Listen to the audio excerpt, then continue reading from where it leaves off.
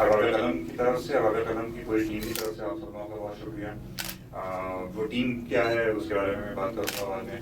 सबसे पहले मैं चाहूँगा कि हमारी तकलीफ के जो मेहमान ख़ास हैं, हमारे आपके जाने पहचाने मुहफ़्फ़िज़ नक़ाद और मुदर्रिस डॉक्टर परवेज़ परवारी साहब जो हमारे यहाँ हमारे साथ मौजूद हैं, मुझे और शायर डॉक्टर साहब से गुजारिश है कि तशरीफ़ लाएँ, शायद पर तशरीफ़ रखना।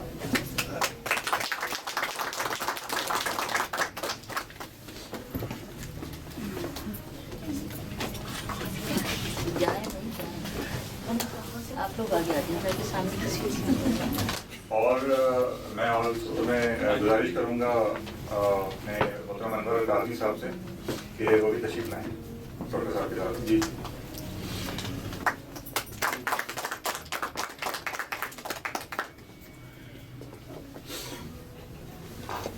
अनवर गाजी साहब जो कि शायर भी हैं और टीम का हिस्सा हैं अरबाब कलम, तो उनको यहाँ बिठाने की वजह ये है कि मैं पहले तो खैर पहले कर रहा हूँ कि हमारी तकलीफ का मौका क्या होगा, तो सीधा सा होगा और उसमें थोड़ा सा मैं अरबाब कलम के बारे में मुख्तसर कुछ बात करूँगा। उसके बाद जुनैद वो डॉक्टर परवारी साहब के हवाले से चंद तारुफ़ी कलामात, उसके बाद फिर परवारी साहब की गुफ्तगू और उसके बाद फिर सवाल जवाब। उसमें आप सब लोग की शिरकत जितनी ज़्यादा होगी अच्छा होगा और हमें खुशी होगी। तो और बल्कि जो सवाल जवाब होंगे उसमें उस दौर शुरू से पहले कुछ चंद चीज़ें हम याद दिला देंगे जो कि ज़रूरी होती हैं सवाल जवाब के दौरान याद रखना। हम लोग भूल जाते हैं तो अपने आप को याद दिलाऊंगा, अपने दोस्तों को याद दिलाऊंगा, बाकी आप लोग भी सुन लीजिएगा। तो सबसे पहले ये कि अरबाब कलम क्या है। तो ये जो अरबाब कलम कनाडा है, इसमें यहाँ हम लोगों ने अभी बिल्कुल समझने की नया काम नहीं बल्कि नई तंजीम के तौर पर इसको ऑर्गेनाइज करना शुरू किया है। इसमें हम 4 लोग शामिल हैं हमारी टीम में। इसमें अनवर काज़मी साहब हैं, जुनैद अख्तर हैं, सिकंदर अबुल खैर हैं और मैं हूँ। तो उसमें अनवर काज़मी साहब हमारे जो हैं वो सबसे बुजुर्ग हैं और हम लोगों की हरकतों में नज़र रखने के लिए, तो इसीलिए वो उस वक्त उनको यहाँ बैठे देख रहे हैं। तो अरबाब कलम जो है बल्कि मेरे ख्याल में आप लोगों के बाद शायद साहब हैं, कुछ लोग हैं जो कि जानते हैं साहब हैं कि अरबाब कलम जो है वो बहुत पुरानी तंजीम थी। अरबाब कलम पाकिस्तान राशिद साहब कहते हैं उनको भी मालूम होगा। तो वो 1966 में मेरा वालिद साहब उन्होंने अपने कई शायरों और अदीबों के साथ मिलकर उस ज़माने में वो तंजीम कायम की थी और वो बहुत फ़ाल तंजीम थी।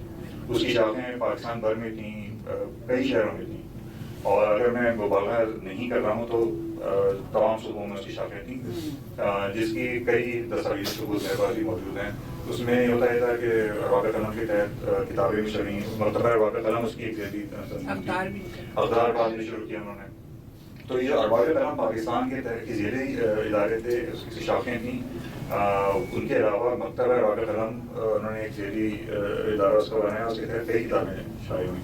तो अरबाब कलम के तहत मज़ाक़े होते थे, किताबों की इजरा होता था, मुशायरे होते थे, जश्न रईस, जश्न मजनू, जश्न नदीम, जश्न अखबार वगैरह काफ़ी बार तंजीम के बहुत प्रोग्राम होते थे और वो होते रहे। लेकिन फिर अभी पिछले समझने के 10 साल से कोई ख़ास उसके तहत काम भी नहीं हुआ जब वो इंतजाम के वास्ते। फिर ये कि हम लोगों ने यहाँ पे जो काम किया वो भी बाकायदा किसी बैनर के तहत नहीं, बाकायदा अरबाब कलम कैनेडा के तहत नहीं बल्कि अरबाब कलम के बैनर के साथ में काम किया। 2 किताबों में की अबू की सकीनी उसकी नुमाई में इसका नाम रहा, पिछले दिनों में ख्याल का और उससे पहले मसनवी सर कराची का। अब बाकायदा जो हम लोग इसको जो साथ मिलकर उसको शुरू कर रहे हैं उसका मकसद जो है वो ये है कि सिर्फ़ और सिर्फ ये है कि हम लोग जो संजीदा इल्मी और अदबी महफिलें नक़्द करना और इन्हीं सरगर्मियों का हिस्सा बनना। इसका मतलब ये नहीं कि ऐसा नहीं हो रहा है, टोरंटो में बहुत काम हो रहा है, बहुत अरसे से हो रहा है। हम लोग कोई नई चीज़ नहीं कर रहे हैं, कोई नई चीज़ करने का दावा नहीं कर रहे हैं। समझ लें जैसे शाह साहब ने कहा था कि हम लोग सफ़र हैं, हमें नामों से ना पहचान, कल और किसी नाम से आ जाएंगे हम लोग। तो हम लोग जो है वो उसी कारवां का हिस्सा हैं, सब लोग अपनी जगह काम कर रहे हैं। इल्मी काम, अदबी काम जितना भी हो उसको आप ये नहीं कह सकते कि बहुत है, ये ज़्यादा है। تو اس میں ہمیشہ گنجائش ہوتی ہے جتنا ہو ہے. تو ہم لوگ اسی کاروان کا حصہ ہیں, اسی میں اپنے حصے کا اپنا حصہ ڈال رہے ہیں اور ڈالتے رہیں گے اسی طرح. اور یہ جو چھوٹی سی محفل آپ نے دیکھا کم لوگ ہیں اور زیادہ تکلفات آپ کو نظر نہیں آ رہے, تو یہی اراگا کرم کینیڈا کا جو ہم لوگوں کا جو ارادہ ہے وہ یہ ہے کہ اسی طرح ہم لوگ چھوٹے چھوٹے پروگرام کریں گے اور ہم سے بھی یہ کریں گے کہ جہاں جہاں دیکھیں گے اچھا یہ کام بھی ہو سکتا ہے تو ہم نے وہ کام کر لیا. اس میں کوئی مقابلہ نہیں ہے, اس میں کوئی ہم کوئی نیا جھنڈا نیا کام کرنے کا دعویٰ نہیں کر رہے کہ جھنڈا لیے کر رہے ہیں کہ ہم جو کام کریں وہ کوئی نہیں کرتا, ایسا کچھ نہیں ہے. یہاں پہ ہر طرح کی تقاریب ہو رہی ہیں اور ہوتی رہیں گی اور ہم اس میں شامل ہوتے رہیں گے اور آپ سب لوگوں کے تعاون کے ساتھ تعاون سے ہم لوگ آگے بڑھیں گے اور ان شاء اللہ کام چلتا رہے گا. اور میں اس میں تمام پوری ٹیم کا شکر گزار ہوں کیونکہ یہ جو کچھ آپ کو دیکھ رہے ہیں اس میں ہم سب کا برابر کا حصہ ہے. سب لوگوں نے سب کے تجاویز شامل ہیں, سب کی محنتیں شامل ہیں, سب کی کوششیں شامل ہیں. خاص طور سے میں سکندر ابوالخیر کا آج سکندر بھائی کا شکریہ ادا کروں گا کہ جو آج کی میزبانی ہے وہ کیونکہ انہوں نے اس کا سارا انتظام کیا تو ان کا خاص طور سے شکریہ. ارباب قلم کے حوالے سے بات کرنے کے بعد اب پروگرام کی طرف آتے ہیں. میں دعوت دوں گا جنید اختر کو کہ ڈاکٹر پرویز پواری صاحب کے حوالے سے کچھ تعارفی کرنا کرے. جنید اختر.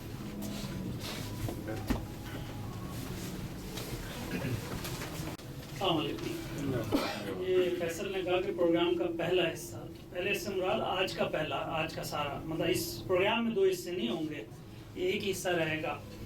اور جیسے کہ بتایا انہوں نے ارباب قلم کینیڈا کے حوالے سے کہ کیا مقصد ہے, تو ہمارا مین مقصد صرف اور صرف سیکھنا ہے.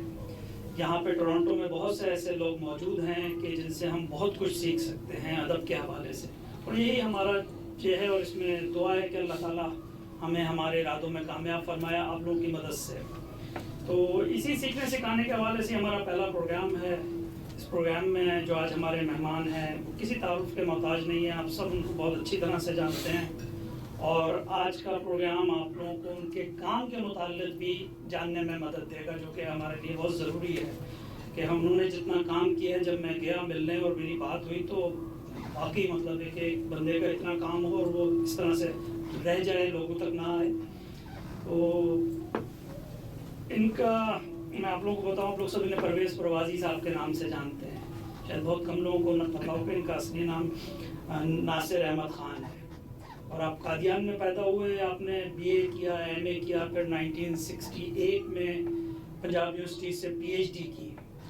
اور ظاہر ہے وہ کہتے ہیں نا پوت کے پاؤں پالنے میں ہی نظر آ جاتے ہیں. تو اسٹوڈنٹ لائف میں ہی ان کے ٹیچروں نے ان کو جونیئر کلاسز کی تدریس پہ لگا دیا کہ آپ جی کلاسیں لیں. تو یہ اپنے اسٹوڈنٹ لائف سے ہی انہوں نے پڑھانا شروع کر دیا اور باقاعدہ پھر تدریس کا آغاز مظفر گڑھ کالج سے انہوں نے کیا. وہاں پہ پہلی دفعہ انہوں نے لیکچرشپ شروع کی. اور آپ کی تقریباً سمجھیں 13 کے قریب تصانیف موجود ہیں مختلف موضوعات پر.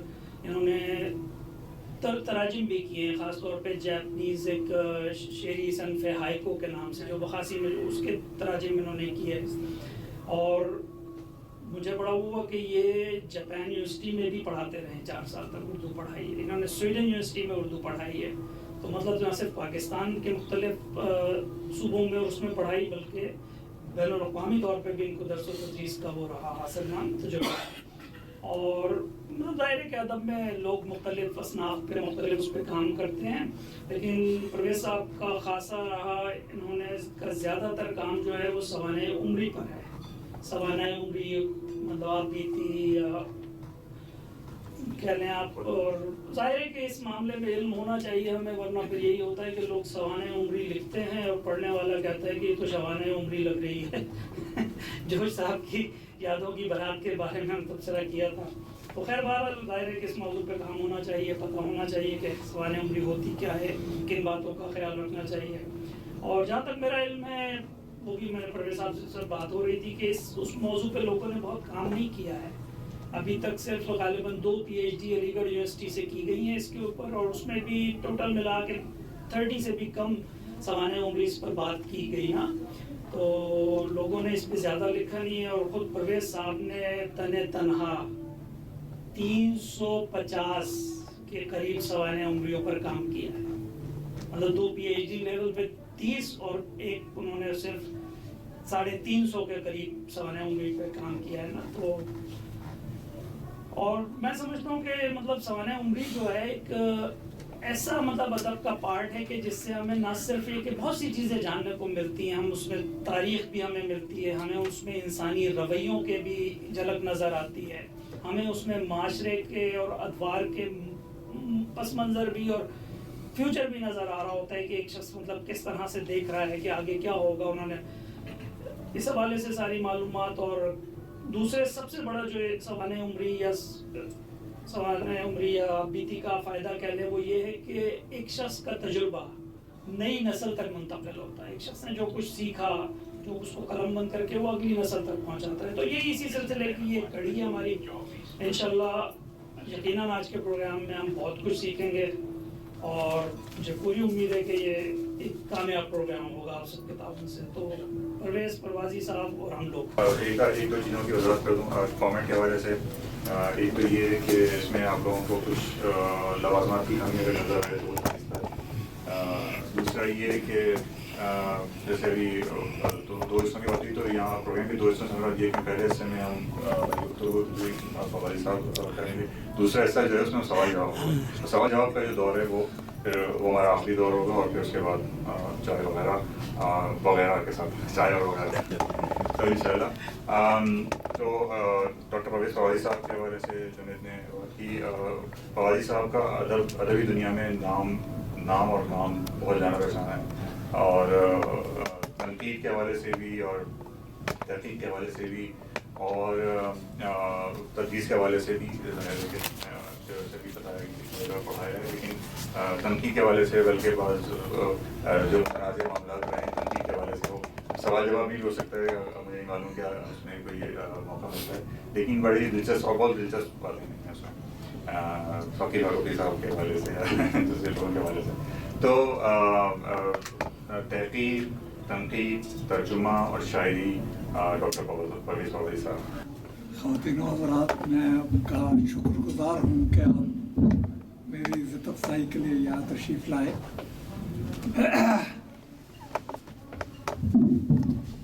دراصل میں ادب کا طالب علم ہوں اور کچھ ادب پڑھانے کا موقع بھی ملا ہے. یہاں پاکستان میں پڑھاتا رہا, پھر 4 سال اوساکا یونیورسٹی میں پڑھاتا رہا. ادب پڑھاتے ہوئے مجھے یہ احساس ہوا کہ ادب پڑھنا زیادہ ضروری ہے, پڑھانا بہت مشکل. کیونکہ ادب ایک ایسی چیز ہے جو محسوس کی جا سکتی, وہ صرف لکھنے سے پیدا نہیں ہوتا جب تک اس میں ایک خاص کیفیت, جسے ادب کی کیفیت کہتے ہیں, وہ پیدا نہ ہو. اب یہ باتیں تو ایکڈیمک ہیں, باتیں کرتا ہی رہتا ہے. سوال و جواب میں بھی جو آپ پسند فرمائیں گے, سوال کریں گے, میں جو کہہ سکتا ہوں کہوں گا. میں نے لکھنا شروع کیا ہے جب میں 13 سال کی عمر کا تھا. سب سے پہلا مضمون میرا لاہور میں ایک رسالہ ہوتا تھا قندیل, شیر محمد اختر اس کو نکالتے تھے, اس میں چھپا تھا. تو وہاں سے لکھنے کا شوق پیدا ہو 12-13 سال کی عمر میں, اور پھر لکھتے رہے. جنوں کی حکایت خونچکا, ہر چاند اس میں ہاتھ ہمارے قلم ہوئے. تو یہ سلسلہ چلتا رہا. جب ایم اے کا موقع آیا تو میں نے دراصل اپنے کالج سے عربی میں آنرس کیا تھا.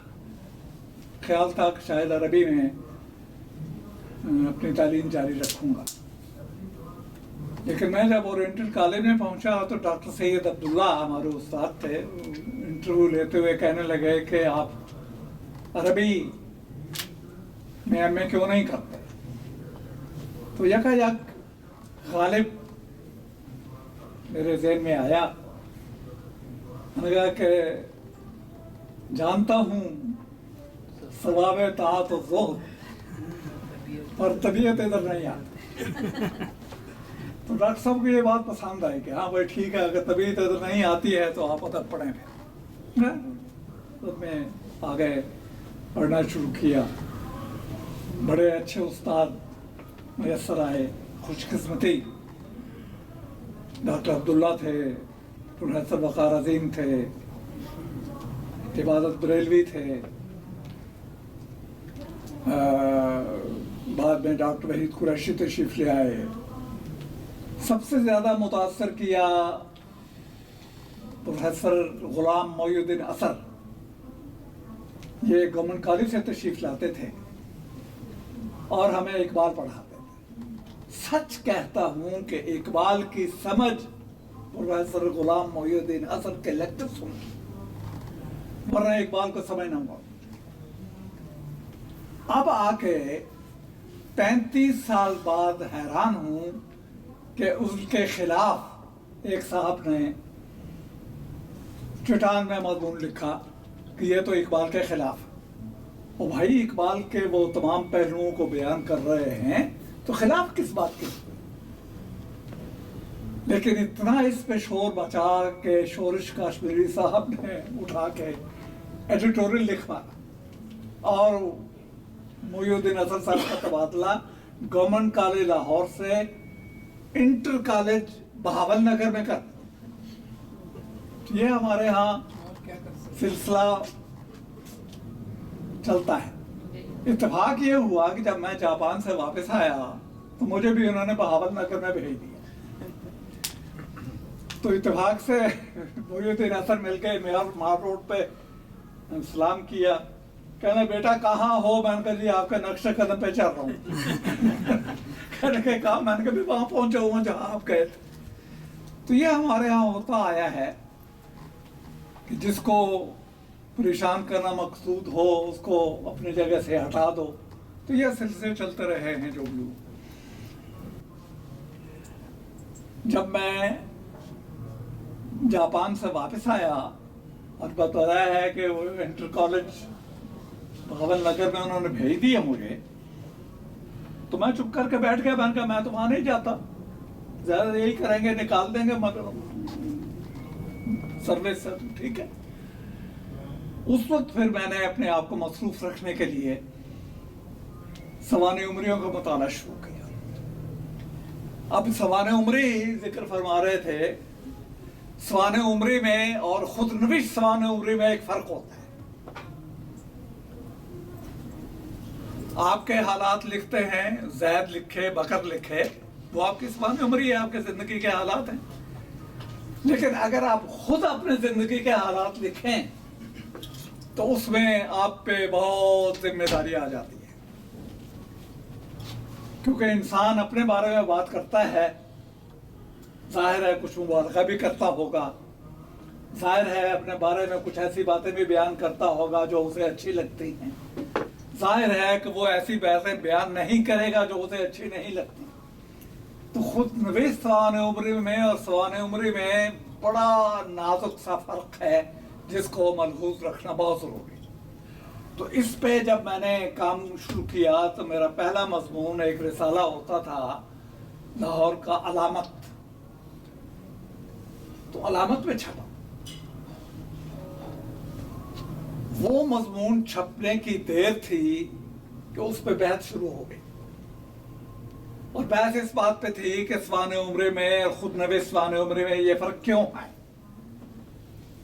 सिलसिला चलता रहा। तो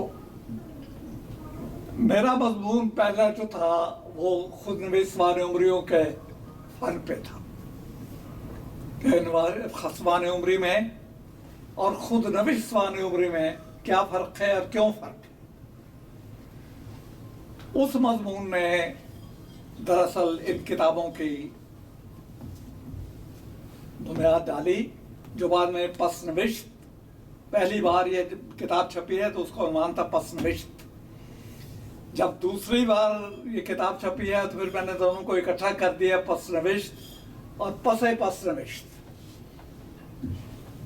उसके बाद पसनविश्त सोबम, फिर चहारम, اور پانچ حصے اس کے چھپے ہیں. اور جیسے کہ انہوں نے بیان فرمایا کہ 300 سے زائد سوانح عمریاں، خود نوشت سوانح عمریاں اس کا موضوع ہے. سب سے آخر میں جو سوانح عمری آئی ہے ابھی جو چھپی ہے یہ ہے ہم سفر.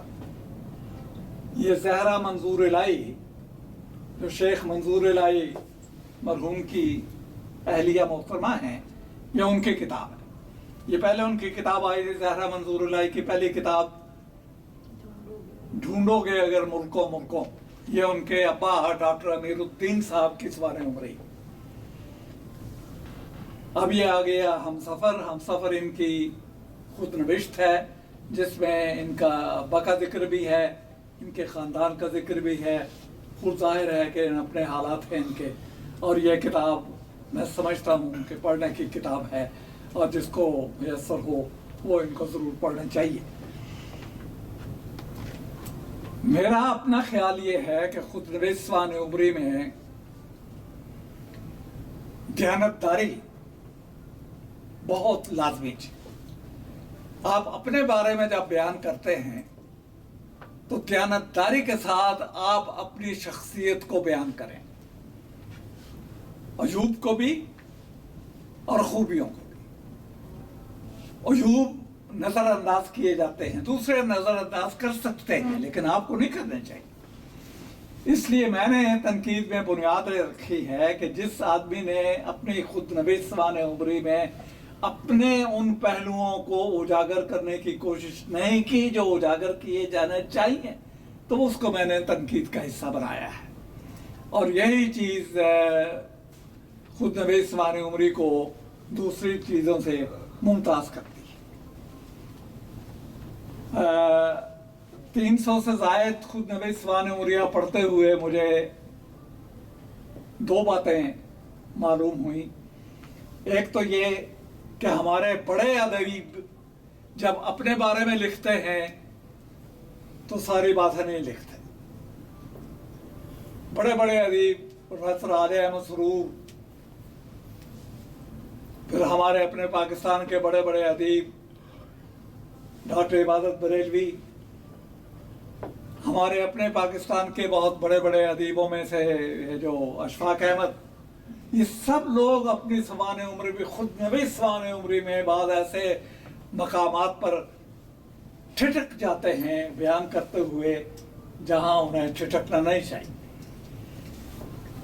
تو یہ میرے اپنے خیالات ہیں جو میں نے ان لوگوں کی سوانح عمریاں پڑھنے کے بعد قائم کیے ہیں. غلط بھی ہو سکتے ہیں، اگر آپ اس میں اختلاف کریں تو آپ کو اختلاف کرنے کا حق ہے، اور ہر ایک کو اپنی بات بیان کرنے کا سلیقہ ہونا چاہیے. وہ جو کہا تھا انہوں نے کہ بات کرنے کا سلیقہ نہیں نادانوں کو، تو جو لکھتا ہے اپنے بارے میں وہ تو نادان نہیں ہے. وہ اپنے آپ کو نادان سمجھتا ہو تو کبھی نہ لکھے. اس لیے خود نوشت سوانح عمری لکھتے ہوئے دیانتداری اور اپنی ذات کو صحیح رنگ میں پیش کرنے کی جرت اگر ہے تو پھر تو ٹھیک ہے، اور اگر نہیں ہے تو آپ کی خود نوشت سوانح عمری میں اور کسی دوسرے کی لکھی ہوئی داستان میں کوئی فرق نہیں ہے. تو یہ بہرحال میرے وہ ہیں خیالات ہیں اس کے بارے میں. یہ کتاب میں پروفیسر سید وقار عظیم کے بارے میں دکھانے کے لیے اس لیے لے آیا ہوں کہ جب میں نے ان کو بتایا کہ میں وقار عظیم صاحب کا شاگرد ہوں تو کہنے لگے کون سا وقار عظیم، وہ ٹی وی والا؟ تو میں ان کو بھرے ہاتھ میں کسی ٹی وی والے وقار عظیم کی بات نہیں کر رہا ہوں، میں پروفیسر وقار عظیم کی بات کر رہا ہوں. اور اس لیے میں لایا ہوں کہ یہ ان کے بیٹے اختر وقار عظیم نے ان کی شخصیت کے بارے میں جو مضمون لکھے گئے ہیں، اس میں ایک مضمون میرا بھی شامل ہے. وہ یہ میرے استاد پروفیسر سید وقار عظیم مرحوم تھے. یہ کوئی چھوٹا موٹا آدمی نہیں تھا. وقار عظیم ہمارے افسانوی ادب کا بہت بڑا نام ہے، اور افسانے کی تنقید ان کا نام لیے بغیر مکمل نہیں ہوتی. یہ میری گزارشات تھیں. اب اس سلسلے میں آپ جو इरशाद फरमाना चाहें, इरशाद फरमाए, मैं सवाल करें, मैं जवाब देने को तैयार हूँ, जो मैं कह सकूँ कहूँगा। सैयद वक़ार अज़ीम मरहूम थे, ये कोई छोटा मोटा आदमी नहीं था। वक़ार अज़ीम हमारे अफसानवी अदब का बहुत बड़ा नाम है, और अफसाने की तनकीद इनका नाम लिए बगैर मुकम्मल नहीं होती। तो ये मेरी गुजारिशात थी। अब इस सिलसिले में आप जो इरशाद फरमाना चाहें, इरशाद फरमाए, मैं सवाल करें, मैं जवाब देने को तैयार हूँ, जो मैं कह सकूँ कहूँगा। जी, मैं ये पूछना चाह रही थी कि आपने 300 आपने बेशुमार तकरीबन 300 या 300 से ज़्यादा सवानें होती पढ़ी हैं, तो इसमें आपका जो मियाज है, और मैं समझती हूँ कि बहुत एक रीज़नेबल बात है कि अगर इंसान खुद लिख रहा है तो वो हकीकत बयान कर सकता है, और अगर फिर भी नहीं कर रहा तो वो एक तरह से मुकम्मल कहानी नहीं है। तो आपको इन 300 या 350 सवाने उम्रियों में कितनी सवाने उम्रियाँ ऐसे मिली जिनके बारे में आप ये समझते हैं कि ये लोगों ने सही तरीके से या बहुत कुछ अपने बारे में सच के हवाले से? दरअसल बात ये है जो मुझे पूछ रही हैं, ये बताना, ये कहना कि 300 350 सवाने उम्र में फलां सवाने उम्र जो है वो बहुत अच्छी है या उसको मैं सबसे अच्छा समझता हूँ, बड़े मुश्किल है। किसी एक सवाने उम्र का नाम नहीं, लेकिन मैंने कुछ नाम तो लिए हैं जिनमें मुझे खामियां नजर आई हैं, और कुछ नाम ऐसे भी हैं जिनमें खूबियां नजर आई हैं। सबसे अच्छी सवाने उम्री तो मुझे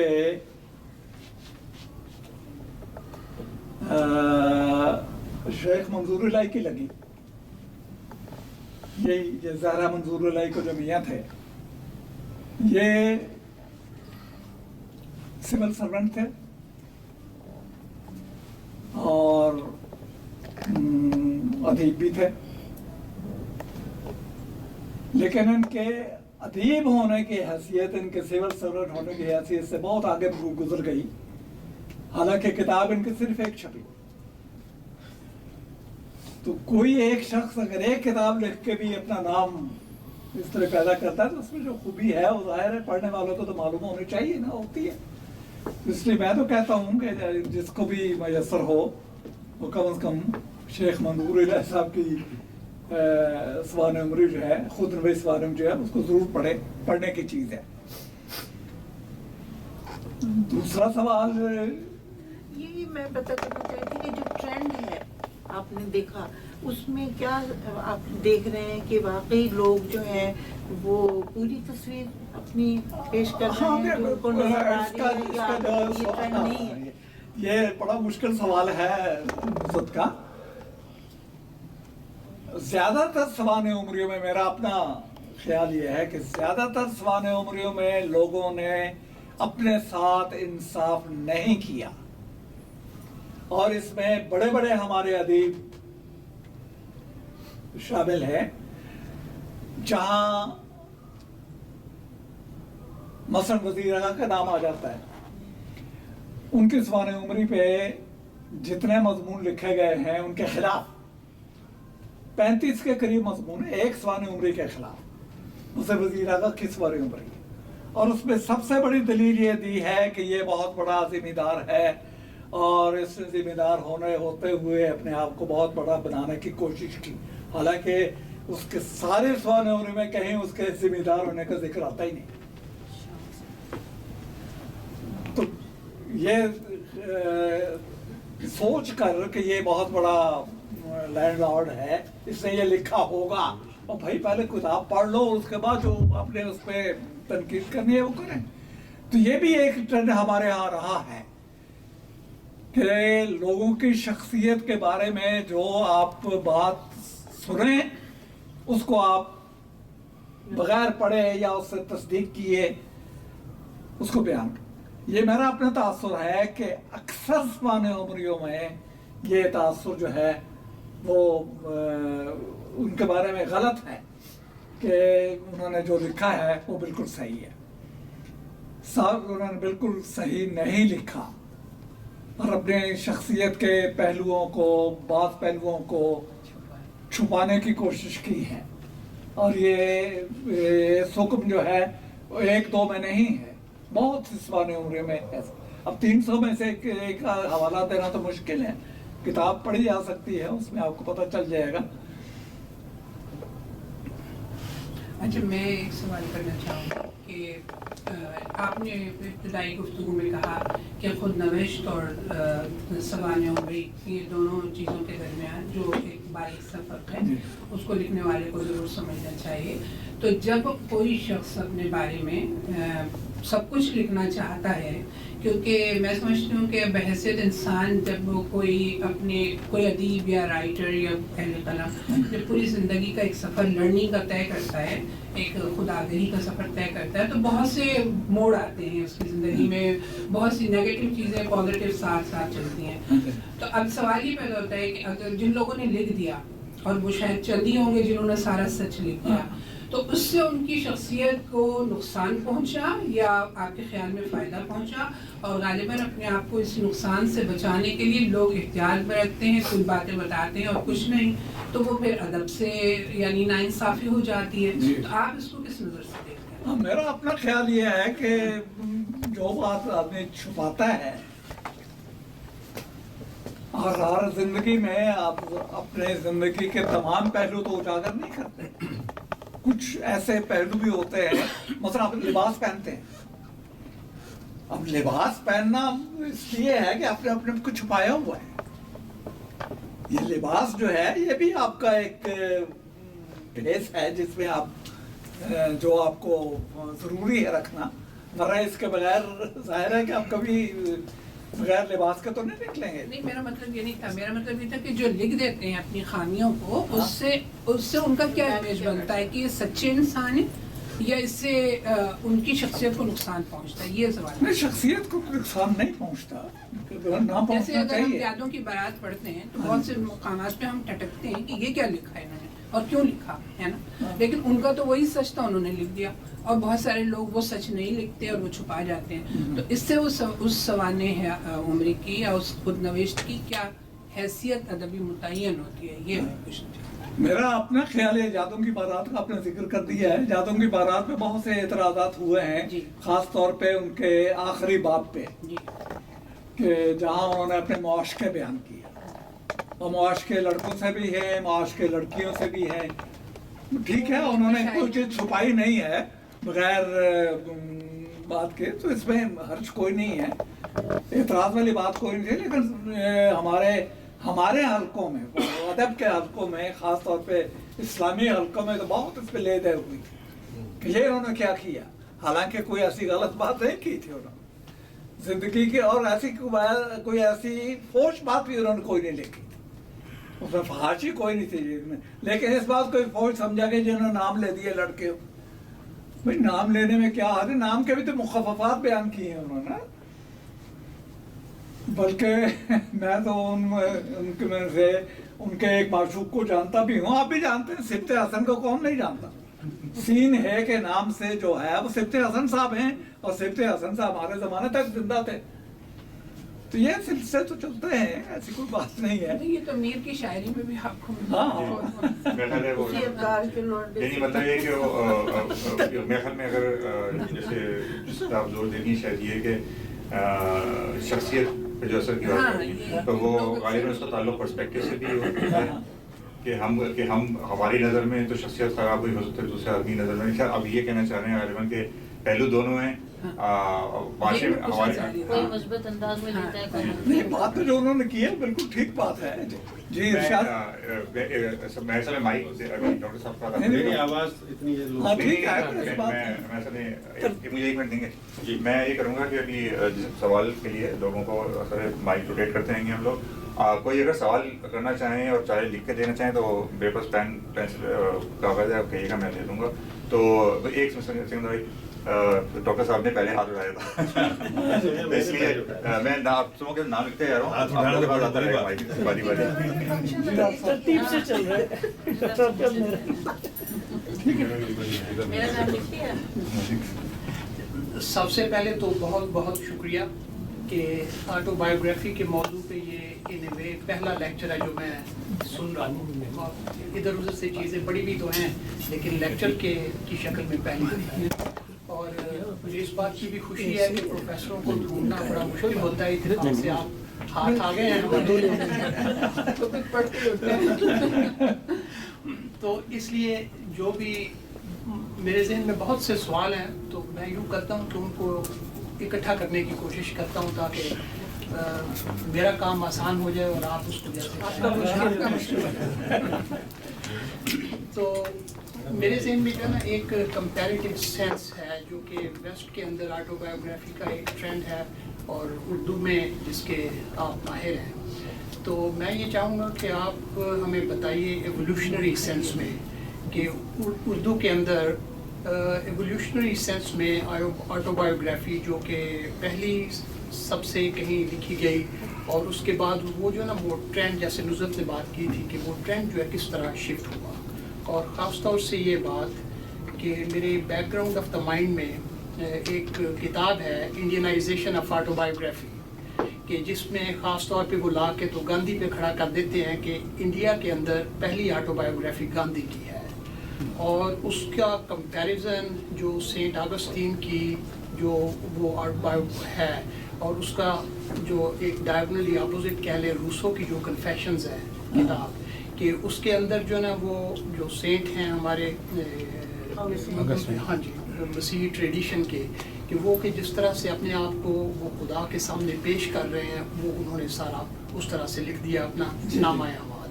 اور اس کے مقابلے میں روسو جو ہیں وہ سوشل کانٹیکسٹ کے اندر اپنے آپ کو وہ یوں سمجھ لیں کچھ تھوڑا سا یا بچا بھی رہے ہیں لیکن ایٹ دا سیم ٹائم اس میں ایک گلوریفیکیشن کی سینس بھی موجود ہے.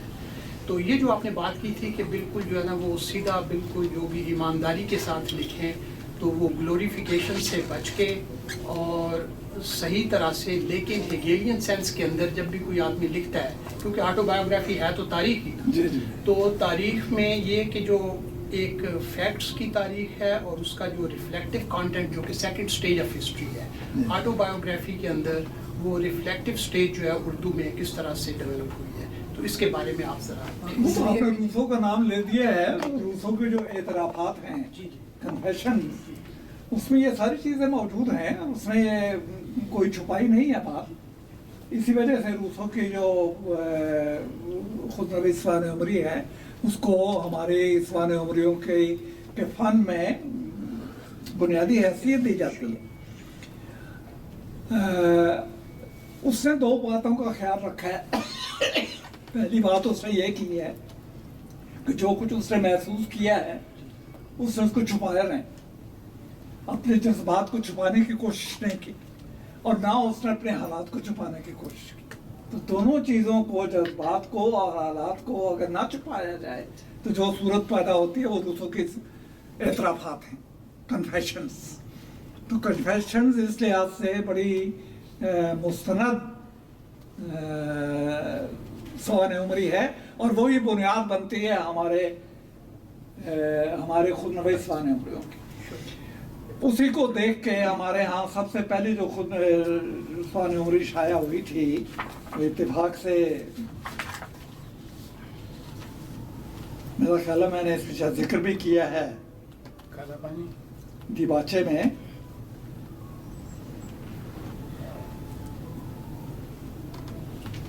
وہ میں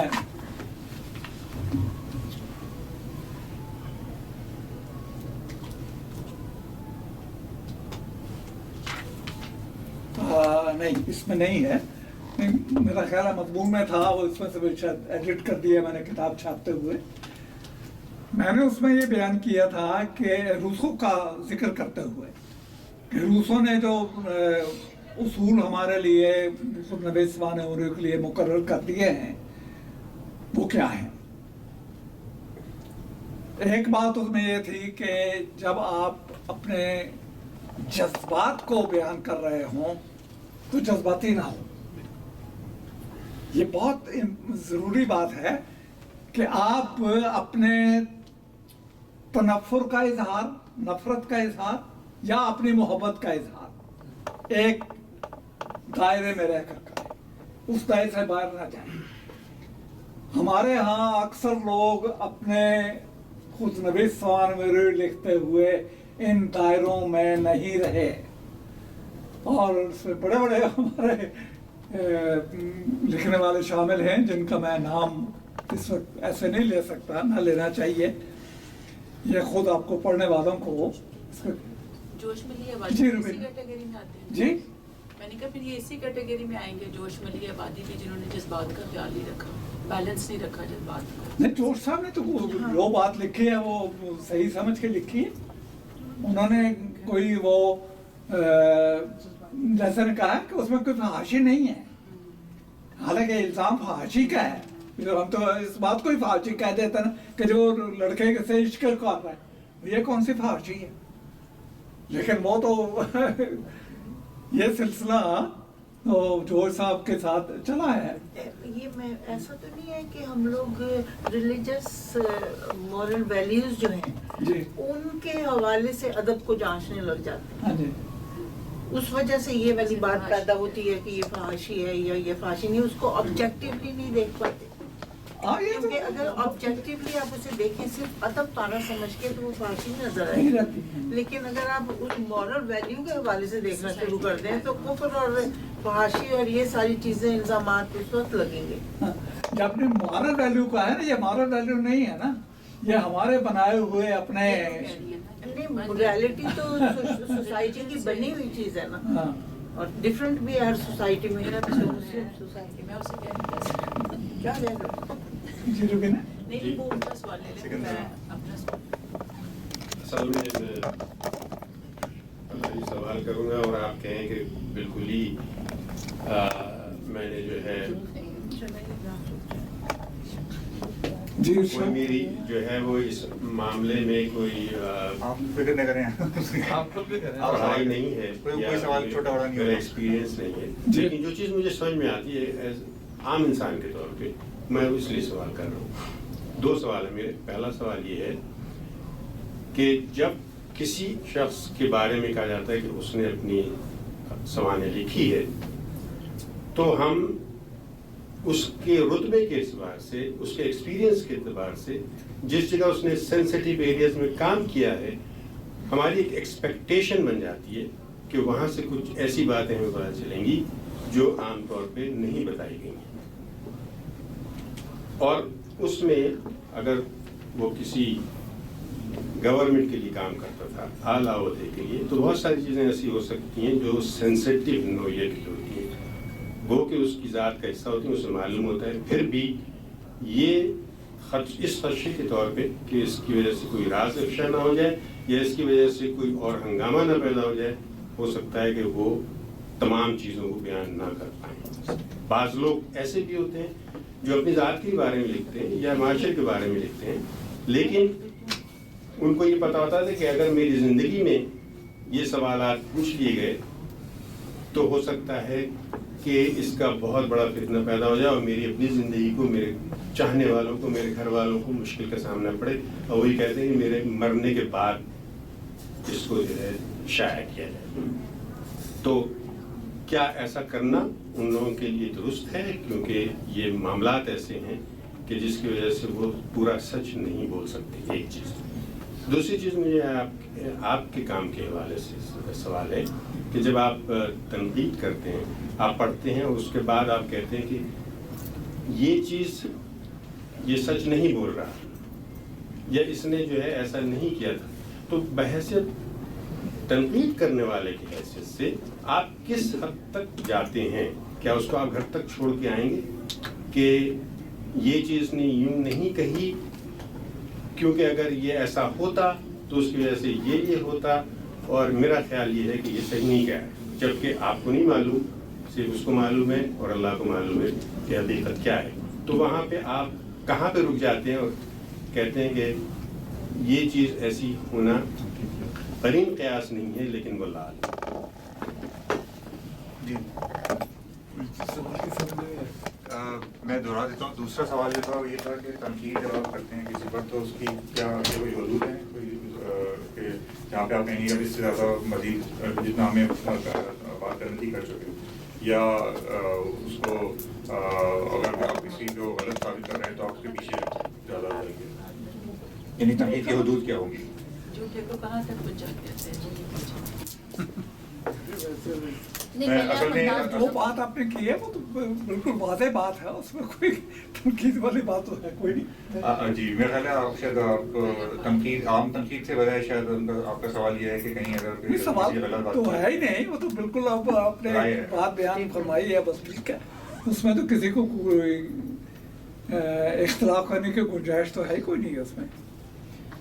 اگر کوئی شخص یہ کہتا ہے کہ میں جب اس عہدے پہ تھا تو مجھے فلانے نے رشوت دینے کی کوشش کی تھی کہ مجھے اتنے پیسے آپ لے لو اور جو ہے آپ اس کام کو سے باز آ جاؤ یا یہ ایسا نہ کرو, اب اس کی کوئی تحقیق نہیں ہے.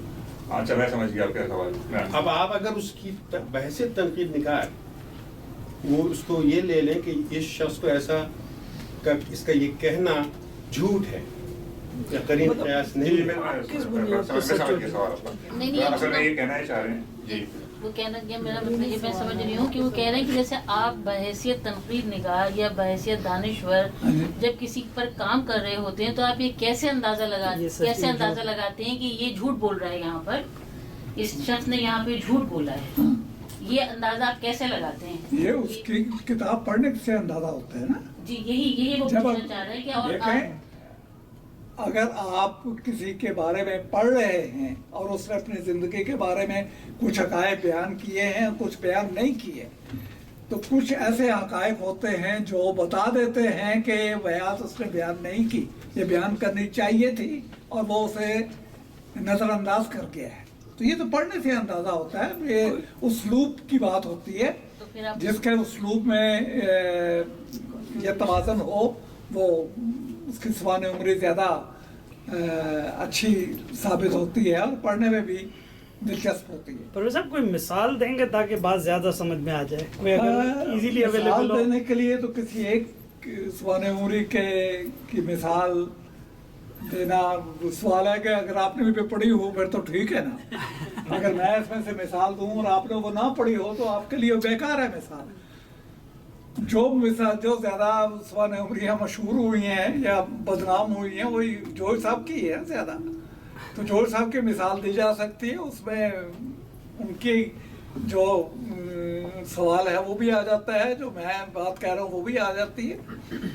تو سوال تو اس سوانح عمری کا ہے جو آپ نے پڑھی ہوئی ہے, یا تو آپ کہیں کہ میں نے فلاں سوانح عمری پر آپ نام لیں اور اگر میں نے پڑھی ہو میں نے ذکر کیا ہو تو میں اس کے بارے میں عرض کر سکتا ہوں, ورنہ تو مشکل ہے نا کرنا.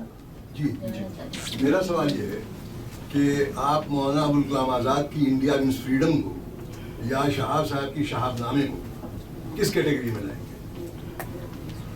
یعنی شہاب نامہ جو لکھا ہے شہاب صاحب نے, جی جی ہاں, اس کو آپ صحیح اچھی خود نوشت کہیں گے, ایماندارانہ کہیں گے یا غلط کہیں گے, اس میں مبالغہ یا جھوٹ شامل ہے؟ اسی طرح ابوالکلام آزاد نے انڈیا مینس فریڈم لکھا ہے اور جو انہوں نے وصیت یہ کی کہ اس کی دوسری جلد جب آئے گی ہمایوں کبیر سے وصیت کر کے گئے وہ کہ یہ تم چھاپنا میرے مرنے کے بعد, تو جس کی طرف وہ بھی اشارہ کر رہے تھے سکندر بھی, کہ بہت سے لوگوں نے ایسی سوانح بھی لکھی ہے جو وہ بوجوہ اپنی زندگی میں جس کو شائع نہ کرا سکے اور وصیت کر کے گئے کہ میرے انتقال کے بعد بھائی اسے 10 سال کے بعد یا 5 سال کے بعد تم شائع کر دو, جیسے ہمایوں کبیر کو انہوں نے وصیت کی ابوالکلام آزاد تو چھپ گئے نا پھر. جی جی چھپ گئی. تو ان سوانحات کو آپ کس کیٹیگری میں لائیں گے؟ سوانح عمریوں میں بلکہ خودنویس سوانح عمریوں میں سب سے زیادہ جو سوانح عمری قابل اعتراض ہے وہ شہاب نامہ ہے, اور بہت سی باتیں ایسی ہیں جو پڑھتے ہوئے آدمی کو احساس ہوتا ہے کہ یہ अपनी शख्सियत को बढ़ा कर चढ़ा कर पेश कर रहे हैं या ये सही बात बयान नहीं कर रहे। तो ये तो शाहबनामा तो एक ऐसी मिसाल है जिसको कि कोई भी नज़रअंदाज नहीं कर सकता। मुझे ये ख्याल आया था शहाब साहब से मिलके, क्योंकि इनकी सवान उम्र का कुछ हिस्सा मैंने इनकी ज़बान से इस्लामाबाद में सुना। तो मैंने कहा कि किबला इस पे आप मेरा मजमून देख चुके हैं अपनी सवान उम्र पे? कहने हाँ देख चुका हूँ, इसलिए मैं ये मजमून पढ़ रहा हूँ। यानी उसमें से वो कोशिश कर रहे थे कि जो एतराज़ात हुए हैं वो उनका जवाब देने की कोशिश कर रहे हैं, लेकिन जवाब में भी बात वही आ गई। वो एक सिविल सर्वेंट थे और सिविल सर्वेंट की जो उनके जो क्या तरबियत होती है वो एक ख़ास नहज पे चलते हैं, वो बात करना भी चाहें तो नहीं कह सकते।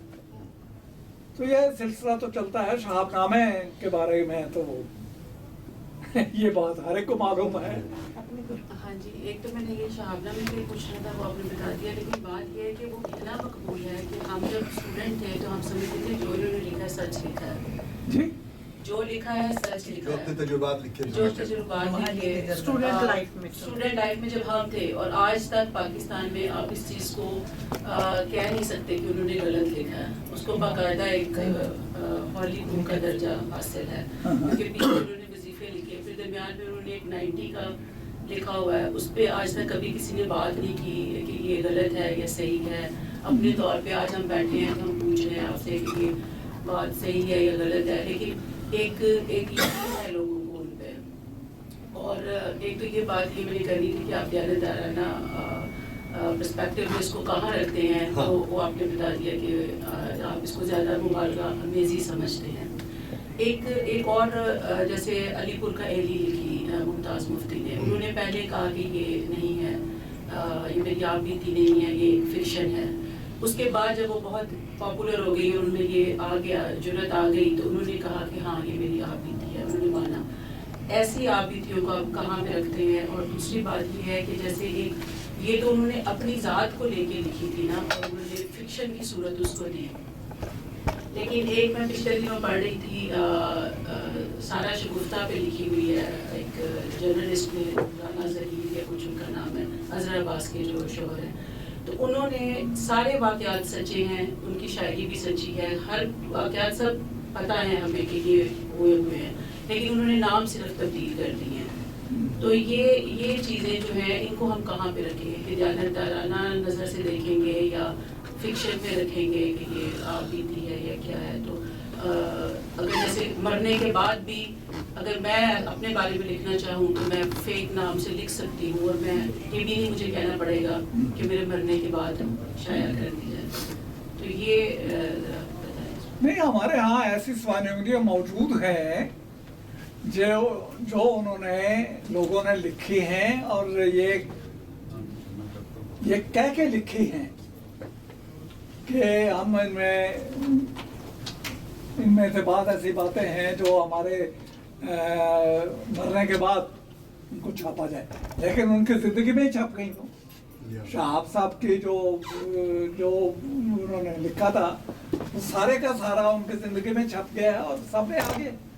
तो सवान उम्री लिखने वाला जो है वो कुछ छुपा नहीं सकता है, वो चीज़ें ज़ाहिर हो जाती हैं, क्राइम से ज़ाहिर हो जाती हैं।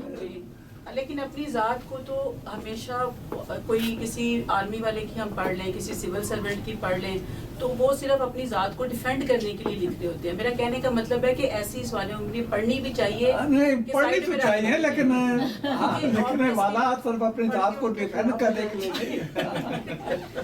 लेकिन अगर मुबालगा से काम लिया जा रहा है तो फिर लिख क्यों रहे हैं? मतलब या तो फिर सच लिखें, बायोग्राफी लिखें, अपनी सवाल उम्र लिखें तो सच्चाई के साथ लिखें।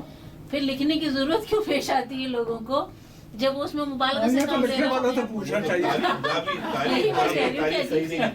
एक सवाल का एक हिस्सा ये था कि उसको लोगों ने फिक्शन के तौर पे लिखा, बाद में उसको सवाने उम्री मान लिया या नहीं माना, तो हम उसे सवाने उम्री मानेंगे या नहीं मानेंगे? ये फिक्शन इसकी मानिए। क्या नहीं नहीं, ये अलीपुर का एडी जो है वो उन्होंने कहा है कि मैं मरने के बाद छपेगी, लेकिन छप गई उनकी जिंदगी में, और कहा भी कि ये मेरी स्वाने नहीं, उम्र उन्होंने जब उसके सेकंड या थर्ड एडिशन आए तो उन्होंने तब उस पे माना कि ये मेरी आप बीती है, पहले वो मानते ही नहीं थे। नहीं, ना मानने की वजह ये थी कि वो समझते थे कि सब बेटी को यदि फिक्शन के नाम के साथ अगर हम लिखते हैं, जैसे ये डॉक्टर साहब सोच रहे हैं कि नहीं, फिक्शन के नाम पे बहुत सी, देखो बीना, फिक्शन के नाम पे एक नहीं 50 सवाल उम्रियाँ ऐसी हैं जो फिक्शन के नाम पे लिखी गई। उनकी खुद में भी सवाल उम्रियाँ हैं, लेकिन उन्हें उस्लूब वो इख्तियार किया है जैसे फिक्शन का होगा। अगर इसमें कोई हर्ज तो कोई नहीं है, जैसे जो आप इख्तियार करना चाहें उस्लूब आप इख्तियार करें। ये सर इसमें एक सवाल कि अगर ऐसा ऐसी कोई चीज़ है जो फिक्शन के तौर पे लिखी गई है सामान्य उम्री, लेकिन उसमें नाम बदल दिया गया, हम उसको अदब में सवाने उम्री के तहत मानेंगे या हम उसको कोई नया नाम देंगे? नहीं, नया नाम तो नहीं देंगे ऐसे, सवाने उम्री तो सवाने उम्री रहेगी। से पढ़ते हैं ना पहले चीज को, जैसे ये जो मैं सारा शगुफ्ता की बात बता रही हूँ आपको, ये अब जिल्लतों के मारे हुए लोग इसका नाम है, और ये एक नॉवल की हैसियत से बिक रही है, लेकिन जब मैंने पढ़ी और मैंने रिलेट किया तो मुझे साफ साफ पता चला कि ये तो उस बेचारी बंदी के बारे में नहीं, लेकिन वो ऑटोबायोग्राफी तो नहीं, उसने अपने बारे में जग भी थी। वो कह रहे हैं ना कि एक लोग आपके बारे में आप लिखते हैं, जो दूसरे एक लोग खुद लिखते लिखते हैं। हैं, तो वो किसी ने उनके बारे में लिखा, जैसे कोई किसी के बारे में किसी के बारे में वो तीसरे आदमी का उस्लूब इख्तियार करते हैं, थर्ड पर्सन नरेशन, उसमें हर्ष तो कोई नहीं है। सर मैं आपने उस्लूब की बात की तो मैं ये पूछना चाह रही थी कि सवाने उम्री एज ए फन के हवाले से उसके कोई ख़ास उसके पैरामीटर से कि किस तहरीर को आप सवाने उम्री कहेंगे, किसको नहीं कहेंगे, तो उसके मतलब असलूब है क्या सवाने उम्री का? तयशुदा तो नहीं। इसके साथ ही एक सवाल मैं भी इकट्ठा कर दूं कि डायरी, क्रॉनिकल और मेटा स्ट्रक्चर ऑटोबायोग्राफी, इनका फर्क भी आप यहीं पे वाज़ेह कर दीजिए। यही खड़े यही पे जाने से पहले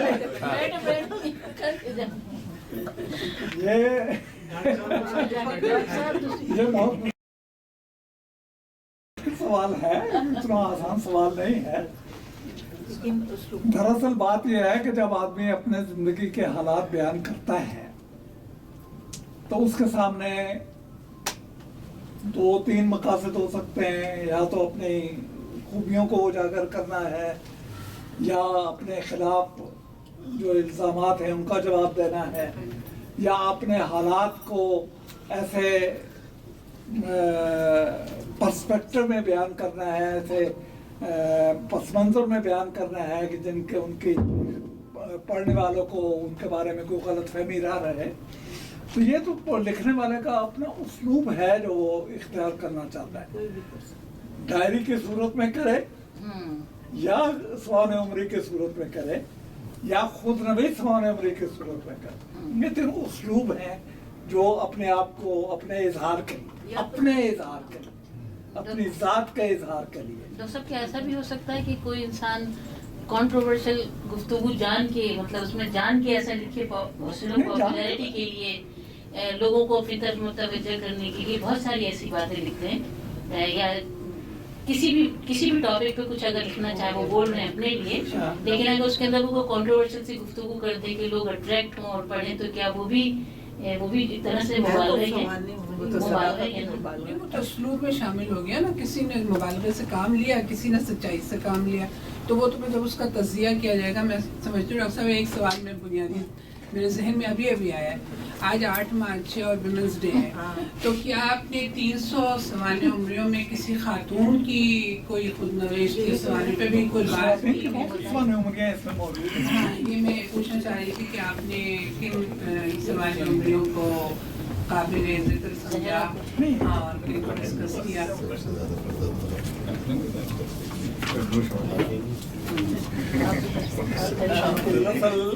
अब मैं आपसे बात कहीं जा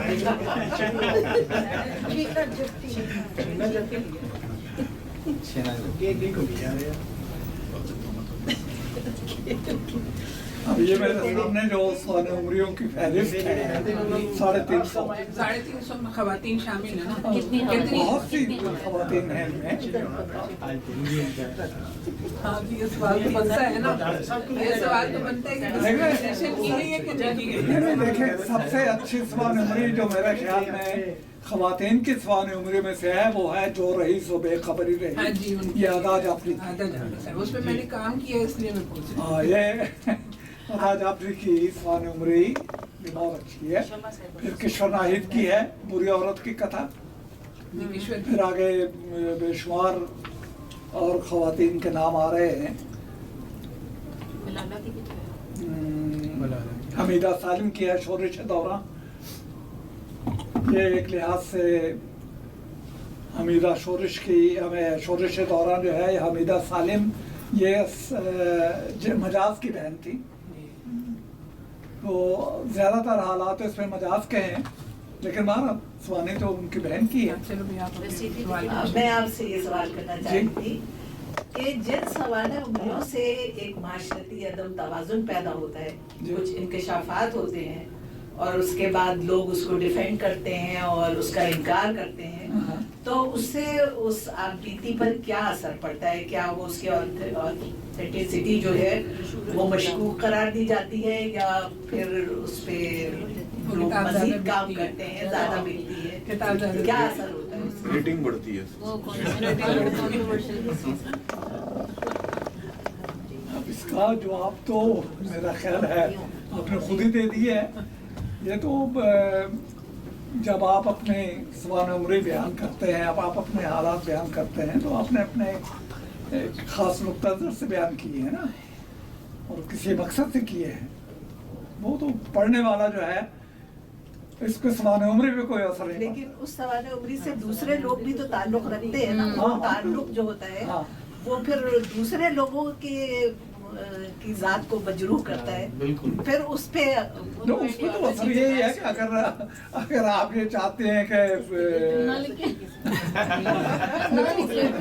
इसमें तो कहना मुश्किल है कि दूसरों में क्या। इसी परवेज साहब, इसी से रिलेटेड एक क्वेश्चन जो ये कर रही हैं उसी में थोड़ा सा मैं एक बात बढ़ाता हूँ कि मतलब कोई तो जब आपने 300 350 सवाने उम्री की मतलब ज़ाहिर है कि पढ़ा है, तो कहीं ऐसा वो मिलता है आपको कि हम किस तरह से इस चीज़ को अवॉइड कर सकते हैं कि आप अपनी सवाने उम्री भी लिखें, लेकिन उसमें ऐसे किरदार जिनके बारे में सच लिखने से हो सकता है आपको असर ना पड़े लेकिन उन लोगों को पड़े, तो उसको कैसे अवॉइड किया जा सकता है या किस तरह से उसको कंपनसेट कर सकते हैं हम कि चीज़ कंट्रोवर्शियल ना हो? ये जवाब लिखने वाला दे सकता है, करने वाला कैसे जवाब? नहीं, जब आपने इतनी पढ़ी तो कोई आपको ऐसा नज़र आया उसमें कि कोई किसी ने इस तरह का काम किया हो, कोई एग्जाम्पल दी जा सके कि हाँ जी बिल्कुल फलाने साहब ने लिखी है और उन्होंने जिक्र भी किया है और उसको इस तरह से अवॉइड भी किया है?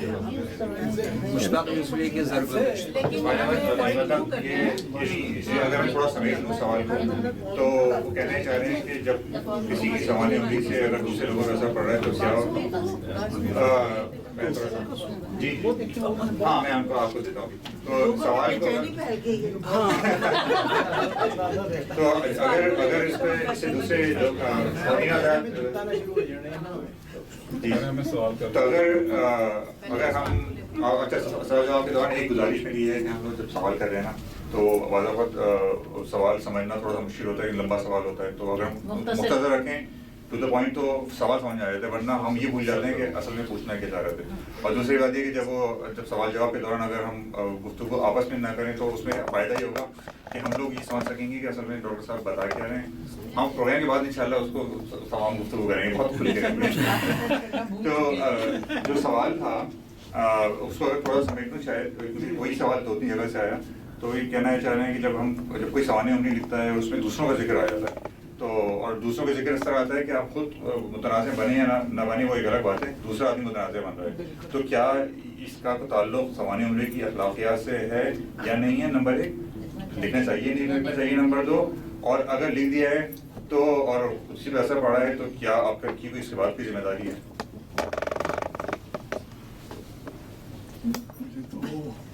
मुझे ये समझ नहीं आती कि मैं सवाल उम्र लिखने वालों को डिफेंड करूं या डिफेंड करूं क्या? नहीं, हम ना डिफेंड करने, आप बिल्कुल वो वाली बात बताइए जो हम लोग सुनना चाह रहे हैं, मतलब कि किसी की जिंदगी अगर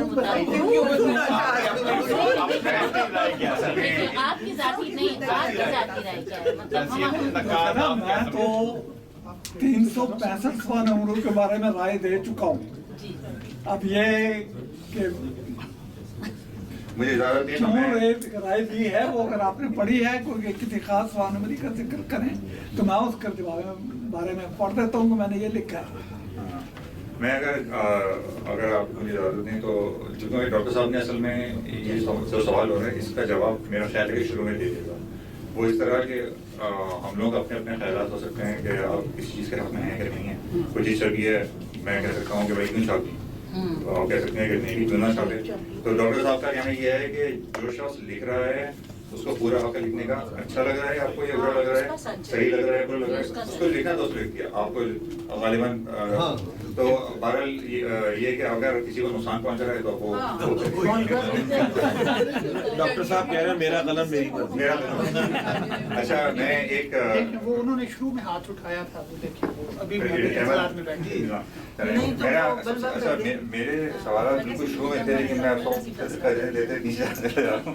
मैं सिर्फ आपको देने से पहले एक सवाल मैं थोड़ा सा कर लूँ, कोई नया नहीं है, कुछ उसी सवाल का हिस्सा है कि हम जब ये कहते हैं कि सवाने उरी अगर खुददानिश नहीं है कोई और लिख रहा है तो हम उस पर कितना भरोसा कर सकते हैं?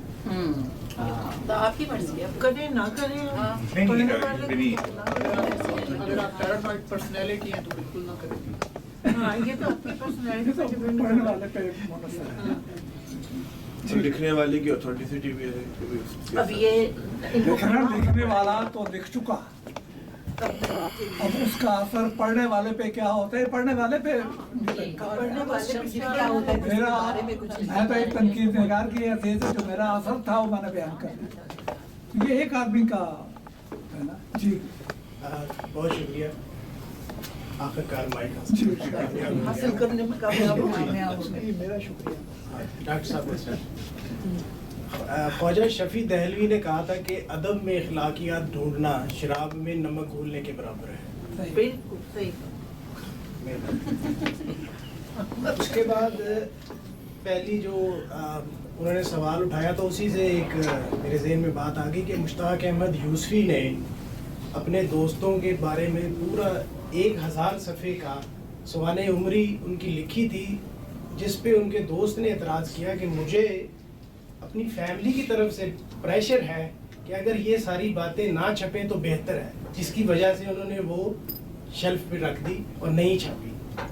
तो जब मुश्ताक यूसुफी जैसा सक्का अदीब एक चीज़ को साइड पे रखने पे मजबूर हो जाए तो वहाँ इखलाकियात का क्या मेयार है? ये तो से पूछना चाहिए, वो छप गई है।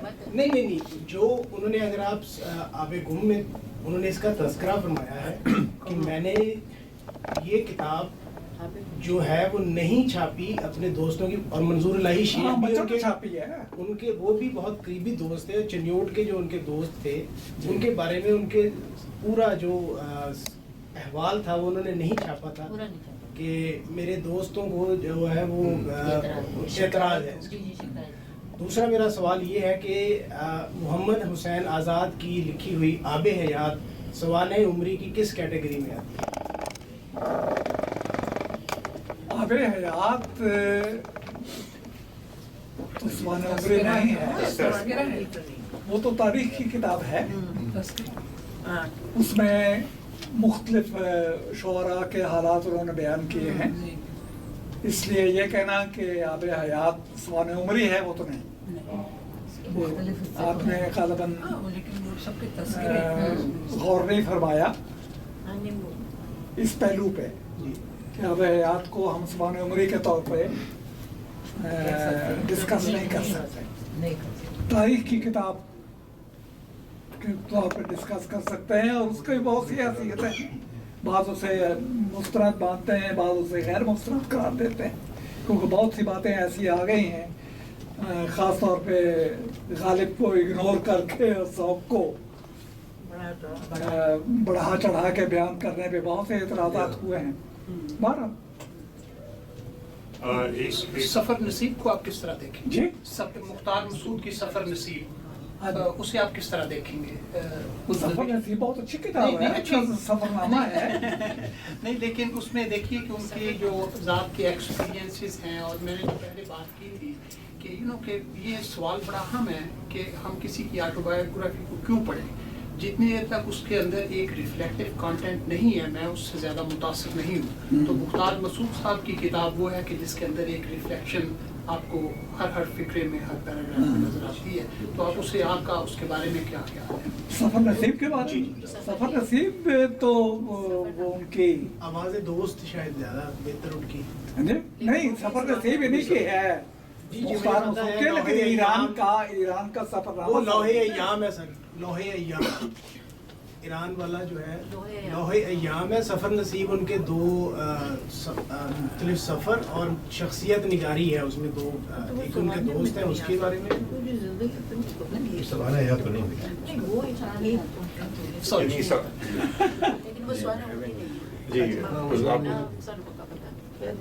सवाल के समय हर चीज को तो सफर नसीब के बारे में तो मैं तो समझता हूँ जो पढ़ने के लायक किताब है। एक और सवाल है कि जैसे एक रशीद हसन खान साहब ने कहा कि जो भी कोई शख्स अपने बारे में लिखता है तो सबसे ज़्यादा झूठ वो अपने ख़ानदान के बारे में, अपने पैसे के बारे में बोलता है। उन्होंने कहा कि जब किसी के बारे में आप तो एक तो ये बात, फिर आप जब सवानी उम्र लिखेंगे तो उसमें जब आपने कोई देख तो कर ही दिया इसका, लेकिन साथ में उन्होंने एक बात ये कही कि जब तहकीक करते हैं किसी के बारे में, जो अगर शख्सियत बड़ी होती है तो उसकी ज़िंदगी में तहकीक करने में मसाइल होते हैं, तो बहुत गुबार होता है, तो उसके बनने के कुछ बाद कुछ ऐसा होना चाहिए कि वो गुबार बैठ जाए ताकि हक़ाइक़ की बात हो सके। अब ये बात उन्होंने तहकीक के लिए की। जब किसी के ऊपर तहकीक पर इतना शक होगा उसकी ज़िंदगी में, तो उसकी ज़िंदगी में उसके बारे में जो लिखा जाए वो खुद लिखे, वो कितना मुस्तनद होगा।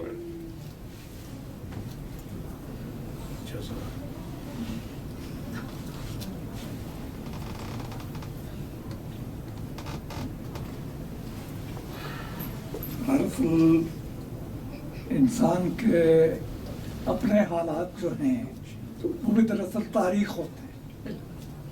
जब आप अपने हालात बयान कर रहे हैं, अपने माँ बाप के हालात बयान कर रहे हैं, अपने ख़ानदान के हालात बयान कर रहे हैं, तो गोया आप एक पूरे दौर को सामने ला रहे हैं कुछ। उसमें अगर आप दयानतदारी से काम नहीं लेंगे तो दूसरे जो उस दौर को जानने वाले हैं, उसी दौर में जिंदा हैं, उस दौर के हालात से वाकिफ हैं, उनको फ़ौरन पता चल जाएगा कि आप कहाँ तसामो कर रहे हैं और कहाँ आप तगाफुल से काम ले रहे हैं। तो ये सिलसिला तो चलता है।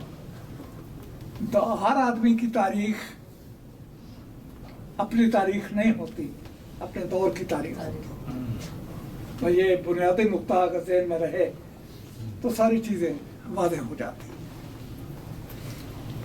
अच्छा, और कोई सवाल? अच्छा, एक सवाल ये कि जब खुद नविश नहीं सवानी भी लिखे जाए किसी और की, तो उसके क्या उसको तहकीक उसके साथ तहकीक लाजमी है?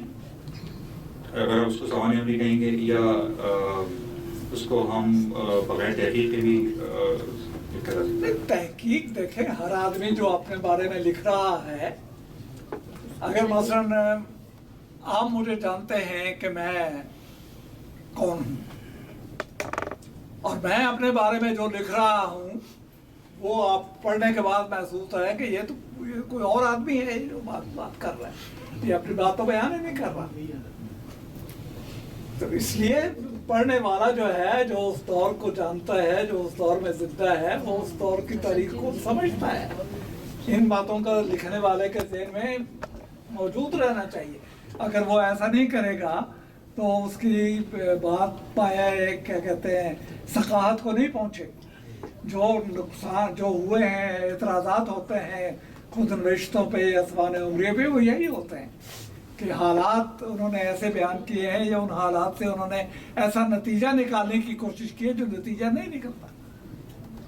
जी जी, इसी की कंटिन्यूशन में मैं ये बात करना चाहती हूँ कि अगर ऐसे सवाल होंगे जो आज से 200-400 साल या 150 साल पहले लिखी गई है, तो अब पढ़ने वाला जो है वो इस स्टैंडर्ड से तो उसको नहीं नाप सकता, क्योंकि वो नहीं जानता और लोग भी मर चुके हैं।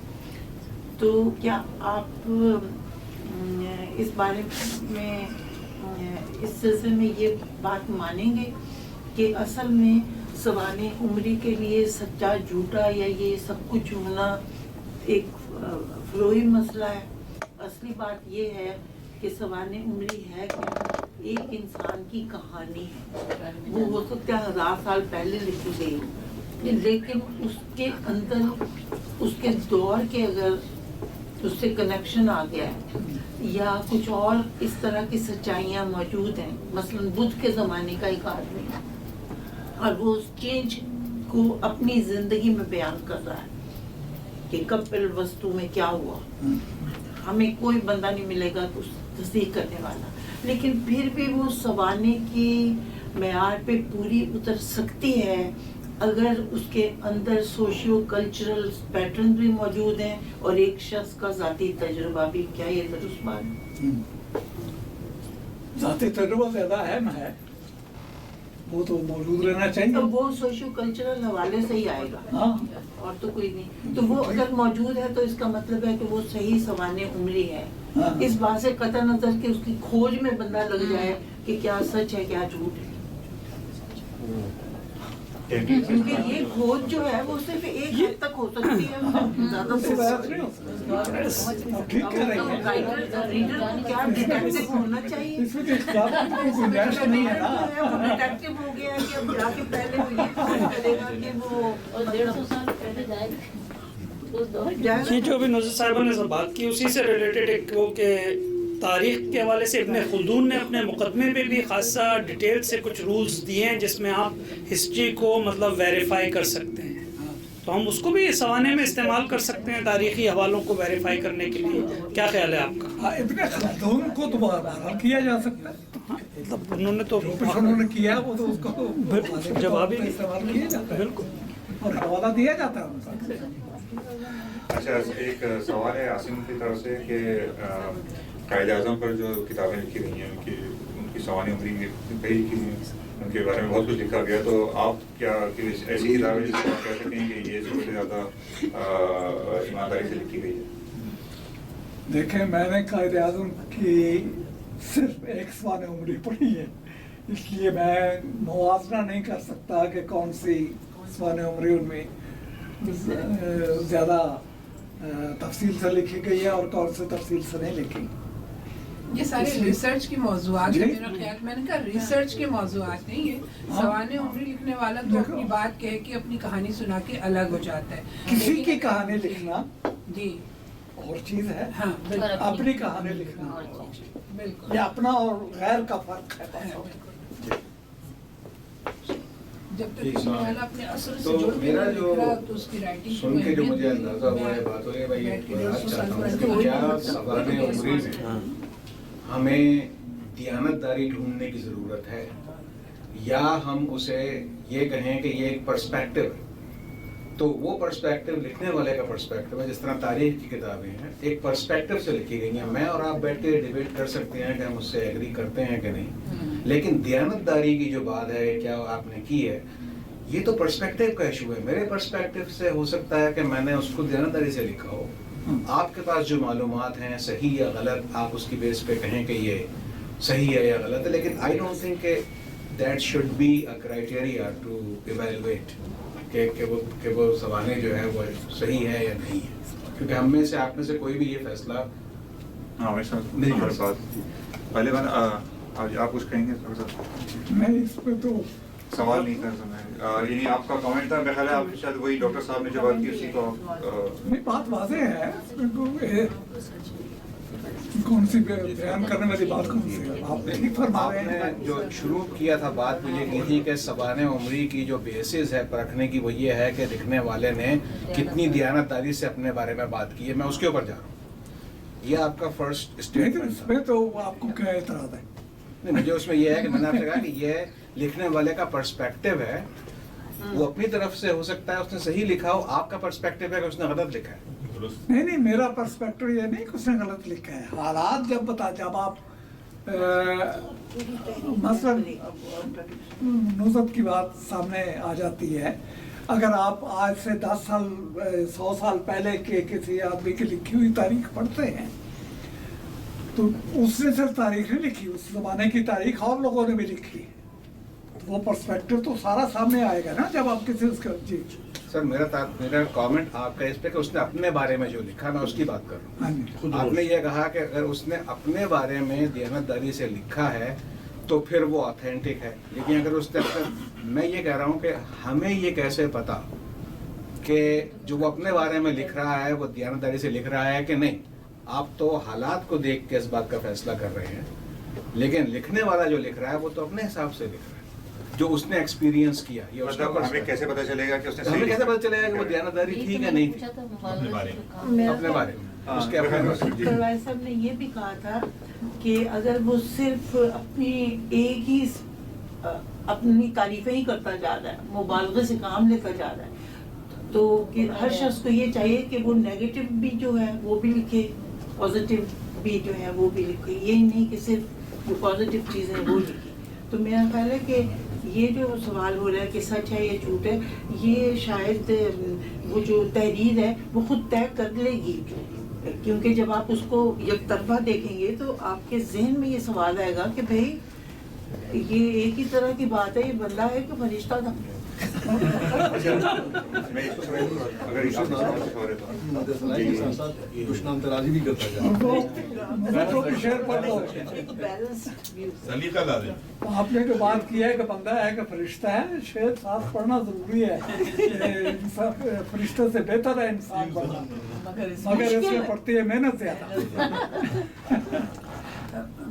चूँकि बायोग्राफी ऑटोबायोग्राफी ये एक माइक्रो हिस्ट्री है इन ए वे, तो हम लोगों का जो इधर उधर से जो हम लोगों ने पढ़ा हुआ है कि हिस्ट्री वाक़याती रंग में और हिस्टोरियोग्राफी के बहुत वाक़याती रंग को अगर छोड़ दिया जाए तो हिस्टोरियोग्राफी के एस्टैब्लिश प्रिंसिपल्स जो हैं वो बहुत से लिटरेचर में मौजूद हैं। तो आया हिस्ट्री या हिस्टोरियोग्राफी के जो प्रिंसिपल्स हैं उनको ऑटोबायोग्राफी पे इस्तेमाल किया जा सकता है, क्योंकि है तो ये भी तारीख ही। तो इसके बारे में आपका क्या ख्याल है? देखिए, हालात जिन हालात में एक आदमी जीता है, जिंदगी करता है, उन्हीं हालात में उसके साथ एक पूरा माशरा मौजूद, वो अकेला नहीं है, उसके इर्द गिर्द और लोग भी मौजूद हैं। तो इसलिए किसी एक आदमी के जो हालात हैं वो सिर्फ एक आदमी के हालात नहीं रहते, इर्द गिर्द के हालात उस पर असरअंदाज हो रहे हैं। ये सारा कुछ मिल के उसके जहन की तरह वो करता है, तरबियत करता है।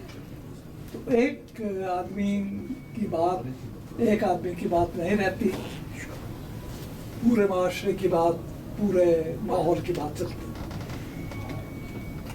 अच्छा, इसमें जैसे अभी यहाँ पे कई सवाल ऐसे हुए जिसमें सिकंदर का जो सवाल था वो भी, और जैसे आपने कहा ये जो बात हो रही है, एक सवाल में ख्याल है कई दफ़ा जैसे अभी वो मुख्तलिफ तरीक़ों से हमने शायद वही एक ही सवाल घूमते हमने बुझाया कि अगर एक मौजू पे बात कर रहे हैं तो वही रहेगा। जी जी, मैं सिर्फ कहना चाह रहा हूँ कि मेरे ख्याल है सब लोग डॉक्टर साहब उसे साइंटिफिक अंदाज में बयान करते थे। नहीं, उनकी बात नहीं कर रहा मैं, डॉक्टर साहब का सवाल हो गया, मैं उससे पहले वाली जो बात हुई, तो मेरा ख्याल है एक सवाल ये कि हम कैसे तय करें कि वो सही है। बार बार हम लोग ये बात करें, तो मेरा ख्याल है शायद आपने इसका जवाब शुरू में दिया था। بتائیے کہ اگر کہ صحیح سمجھاؤں کہ ہم یہ جب یہ کہہ رہے ہیں کہ کوئی آدمی لکھ رہا ہے ہمیں کیسے پتا صحیح ہے، اگر ہمیں پتا ہے کہ غلط ہے تو کیا آپ ہم اس کو ثابت کریں گے غلط ہے؟ یہ بات جو ہو رہی ہے بار میرے خیال ہے اس میں جہاں تک میں سمجھاؤں وہ یہ ہے کہ اس نے لکھنا جو لکھنا تھا اس نے لکھ دیا، جو دوسرے لوگ ہیں جو اس کو جانتے ہیں اس کے حالات کو جانتے ہیں وہ بتا سکتے ہیں کیا صحیح کیا غلط ہے۔ اب اگر کوئی چاہتا ہے کہ یہ طے کرے کہ یہ صحیح ہے غلط ہے تو وہ پھر تحقیق رہ جائے گی اس کے لیے۔ یہی تو ہوتا رہا ہے جی تو یہ مقام یہ تو مسلسل عمل ہے جس پر اختلافات کیے ہیں اس کے جوابات دیے گئے ہیں۔ اچھا آپ چونکہ آپ کی کوئی اور سوال اس حوالے سے؟ ایک سوال اچھا جی آٹو بایوگرافی جی ہم ادبی پہلو سے اس کو کس طرح دیکھیں گے کہ اس کا کنٹینٹ کتنا اہم ہے یا اس میں اسلوب کی کیا اہمیت ہے، اس کا توازن ہم کیسے بحث قاری کے ارسپیکٹو کے لکھنے والے نے صحیح لکھا یا جھوٹ لکھا، ممکن ہے بہت اچھا لکھا ہو، یہ بھی تو ہو سکتا ہے، تو آپ اس میں توازن کیسے قائم کریں گے کنٹینٹ میں؟ سوال یہ ہے کہ جب ہم سوانی عمری کی بات کریں تو اس میں ہم کنٹینٹ اور اس کے اسلوب اس میں توازن کیسے دیکھیں گے؟ ہم اس کو اسلوب کے حوالے سے دیکھیں یا عمری کو جانچتے ہوئے؟ جی اس کو کیسے جانچیں گے؟ اسلوب کے حوالے سے یا کنٹینٹ کے حوالے سے؟ دونوں چیزیں اہم ہیں۔ اگر دیکھیں جب آپ اپنے بارے میں لکھتے ہیں تو میرا عرض کرنے کا مقصد یہ ہے کہ جب آپ اپنے بارے میں لکھتے ہیں تو آپ اپنے اسلوب میں لکھتے ہیں، آپ کی ذات اس میں شامل ہو جاتی ہے، آپ اپنے ذات کے حوالے سے اس کو سمجھنے کی کوشش کر رہے ہیں۔ ہاں جیسے میرے دوست نے ذکر کیا تھا اس زمانے کے حالات دوسروں نے بھی لکھے ہیں، اس لیے حالات کا پتہ چل جاتا ہے کہ کون کہاں رستے سے بھٹک گیا ہے یا اس نے بھٹکنے کی اس کا اپنی بات کو ایسے انداز میں منوانے کی کوشش کی ہے جو اس کے زمانے کے حالات اس کی تصدیق نہیں کرتے۔ تو یہ سلسلہ تو لکھنے والے پر منحصر ہے۔ پھر اصل بات آ جاتی ہے وہ ہے لکھنے والے کا اسلوب، جو سب سے اہم ہے۔ خود نویس سوانح عمری میں لکھنے والے کا اسلوب بہت اہمیت رکھتا ہے۔ اگر وہ ایسا نہیں ہے جو آپ کو متاثر کرے تو آپ نہیں پڑھیں گے، آپ کو کوئی دلچسپی نہیں ہے اس کے کہ زید بکر کہاں پیدا ہوا، کہاں جیا، کہاں مرا، کیا کرتا رہا۔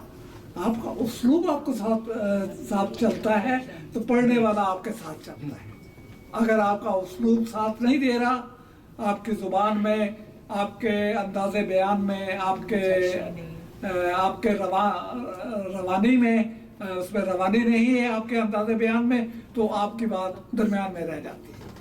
اس لیے اسلوب سب سے اہم ہے اور اسلوب کا خیال رہنا چاہیے،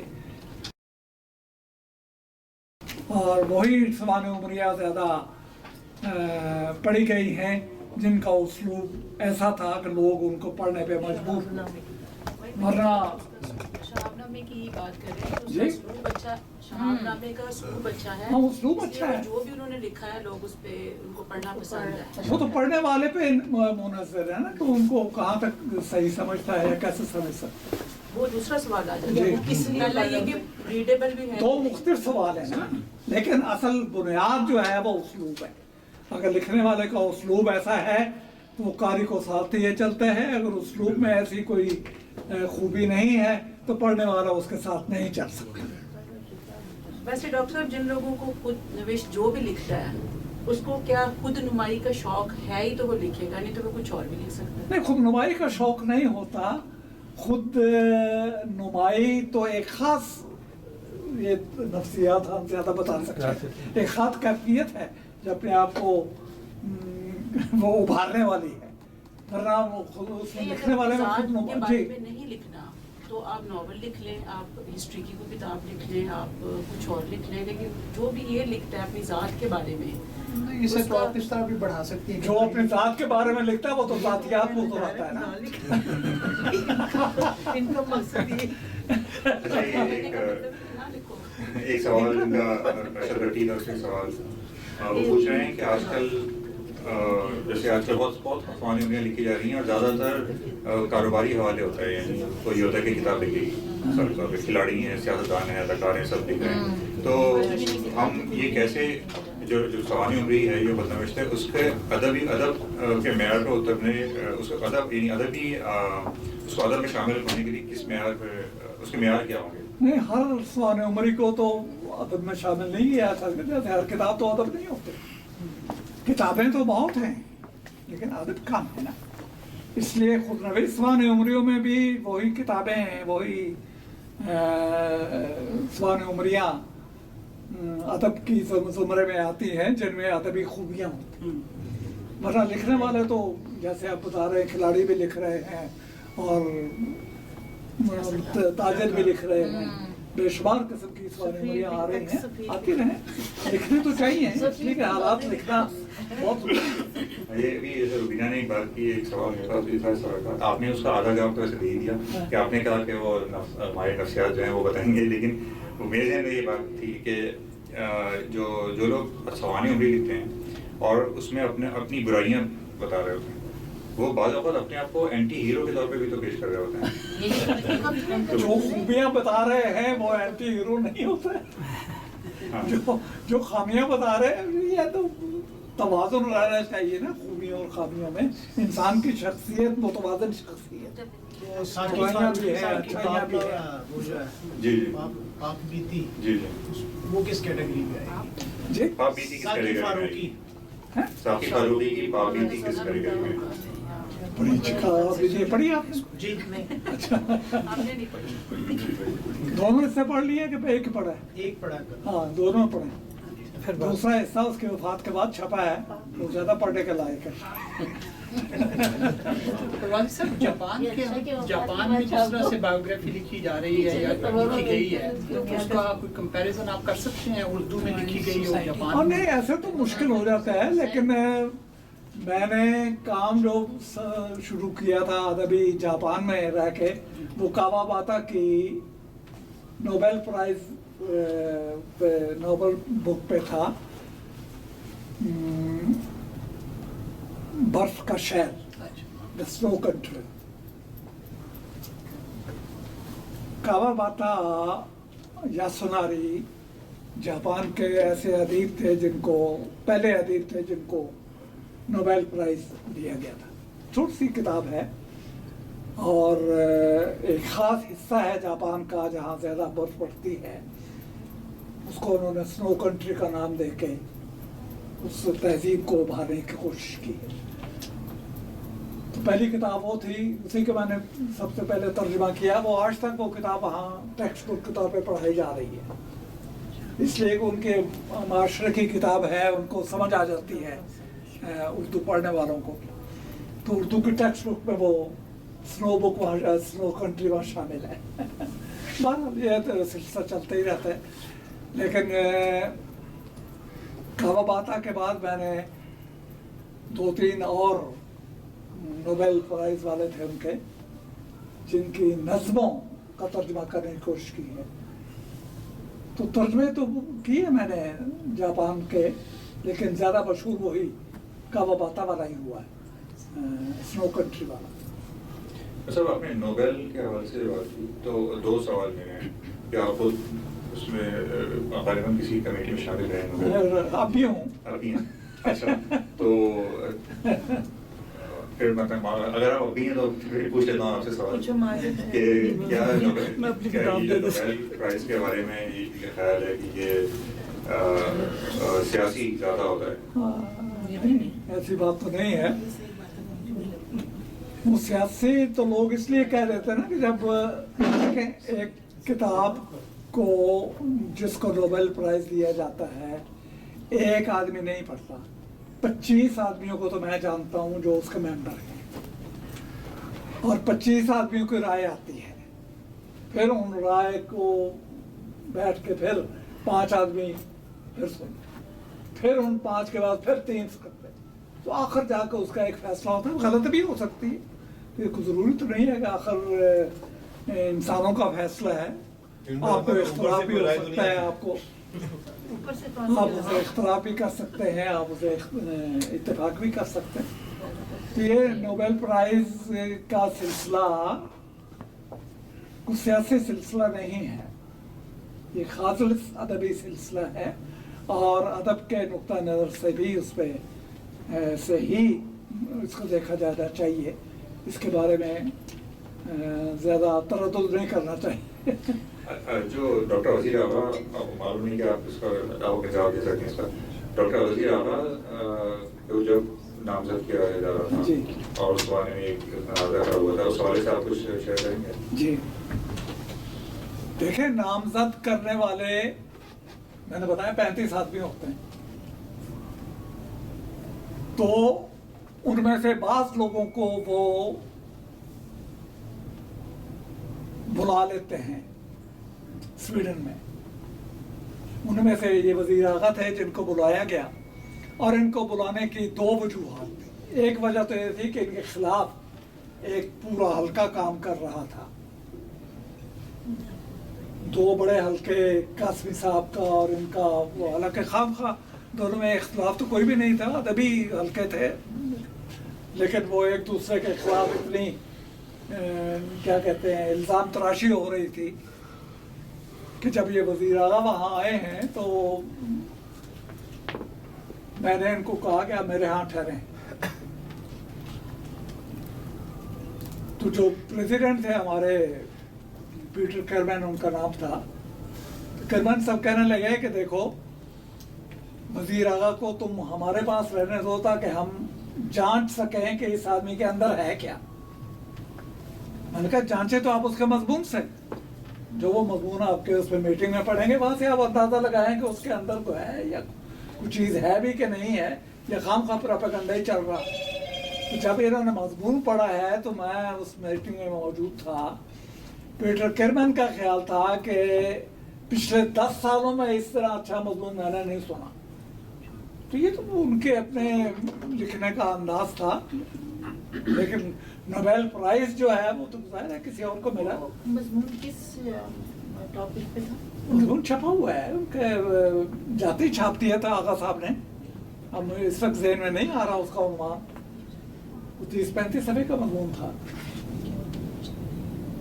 तो वो जो उसके बारे में तनाज़ा है, जो उनके खिलाफ मुहिम चली है, उसकी वजह से उनको नहीं किया गया? नहीं, ऐसी कोई बात नहीं थी, मुहिम का कोई ताल्लुक नहीं था। मुहिम तो इसलिए मैंने बताया कि मुहिम तो किसी के हक में भी चल रही थी, किसी के खिलाफ चल रही थी, तो मुहिम का तो उसमें कोई असर नहीं होता। 35 आदमियों की राय जो है, और वो 35 मुख्तलिफ मुल्कों के लोग हैं, कोई अमेरिका का है, कोई कनाडा का है, कोई कहाँ का है, कोई कहाँ का है। उसमें पाकिस्तान के भी 2 आदमी हैं जिनका मैं नाम नहीं लेना चाहता, अब भी हैं। तो बहरहाल ये तो सिलसिला चलता रहता है। और शुक्रिया। और कोई सवाल किसी का? एक छोटा जी इरशाद। कि जिस तरह हम कहते हैं कि अपनी तारीफ करना, मुबालगा आराई वगैरह, ये नहीं होनी चाहिए इस ज़माने में। लेकिन सवाल ये है कि अपने ऐब छुपाना, क्या ये बुरी बात है इस रेफरेंस से? मुझसे पूछें? नहीं, मतलब जो आपका क्राइटेरिया, आप अपने आप से पूछ लें ना। ये सवाल तो हर आदमी अपने आप से कर सकता है कि क्या अपने ऐप छुपाऊं वो अच्छी बात है, छुपाऊं या ना छुपाऊं। ऐपों पे डिपेंड करता है। हाँ, ये तो अपने बात से सवाल होना चाहिए।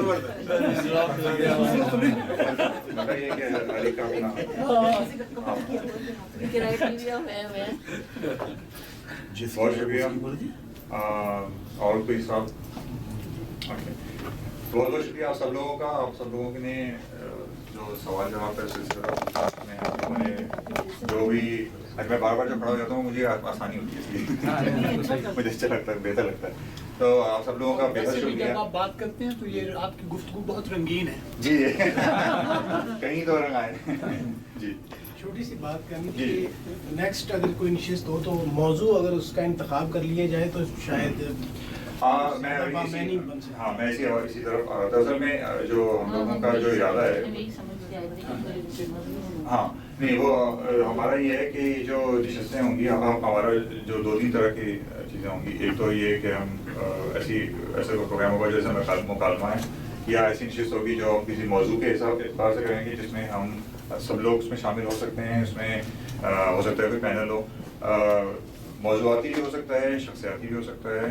تو یہ جو نشستیں ہیں اس میں ہمارا مقصد اصل میں یہ ہے, اور اس کے مختلف طریقے ہو سکتے ہیں, مختلف فارمیٹ ہو سکتے ہیں. مقصد یہ ہے کہ ہمارے ساتھ آس پاس جو لوگ موجود ہیں جن کے پاس بہت علم ہے اور ہم لوگ ان سے سیکھ سکتے ہیں, تو بس کوشش ہے کہ ہم لوگوں کو بلایا جائے, ان کے ساتھ بیٹھے, ان سے سوال جواب ہو, ان سے مکالمہ ہو. کبھی وہ مضمون پڑھیں گے, کبھی مضمون نہیں ہو سکتا, اس سے مکالمہ مذاکرہ ہو. تو وہ اس طرح کی مختلف چیزیں ہم لوگ کرتے رہیں گے. اور اگر کبھی ہمارے پاس جیسے آج کا ہمارا تھا سوانح عمری کا, یہ اچھی بات ہے کہ ہم اگر میں اس میں بھی دیتا کہ سوانح عمری پہ زیادہ گفتگو ہوگی تو وہ شاید آپ لوگوں کو زیادہ اچھا رہتا. تو اگلی دفعہ ہم کوشش کریں گے کہ موضوع کے حوالے سے اگر کچھ ہم پہلے سے بتا سکیں تو ضرور بتائیں گے.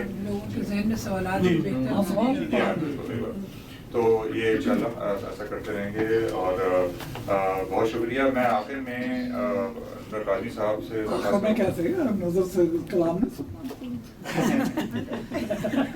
کلام سننا ہے. ہاں کلام کرنا سنا ہے. اور بھی بہت لوگ ہیں. اصل میں وہ ہمارا جو ٹائمنگ ہے مشاعرے کے حساب سے وہ بڑھ جائے گا ورنہ, تو اس لیے ہم لوگوں نے اس کا شعری نشست اس میں چلو کوئی ایسے تقریب تو ہو جو بغیر مشاعرے کے ختم ہو. ویسے کسی زمانے میں جو نشستیں ہوتی تھیں وہ اس میں ہر نشست میں مشاعرہ نہیں ہوا کرتا تھا. تو بس میں سمجھ لیں وہی اسی طرح کی نشست ہے. میں انور قاضی صاحب سے گزارش کروں گا کہ وہ ارباب قلم کی طرف سے پیغامیاں کلمات ادا کریں. میں اپنی اس نئی تنظیم جو یہاں کینیڈا میں اس طرف کینیڈا کے لحاظ سے دی ہے, اس کی جانب سے آپ تمام شرکا کا بہت بہت تہہ دل سے شکریہ ادا کرتا ہوں, بالخصوص آپ کا پرویز مرغازی صاحب کا. اور انشاءاللہ تعالیٰ اگلی نشستیں ہوتی رہیں گی جیسا کہ فیصل نے بتایا, اور ہم مضمون کا بھی پہلے سے آپ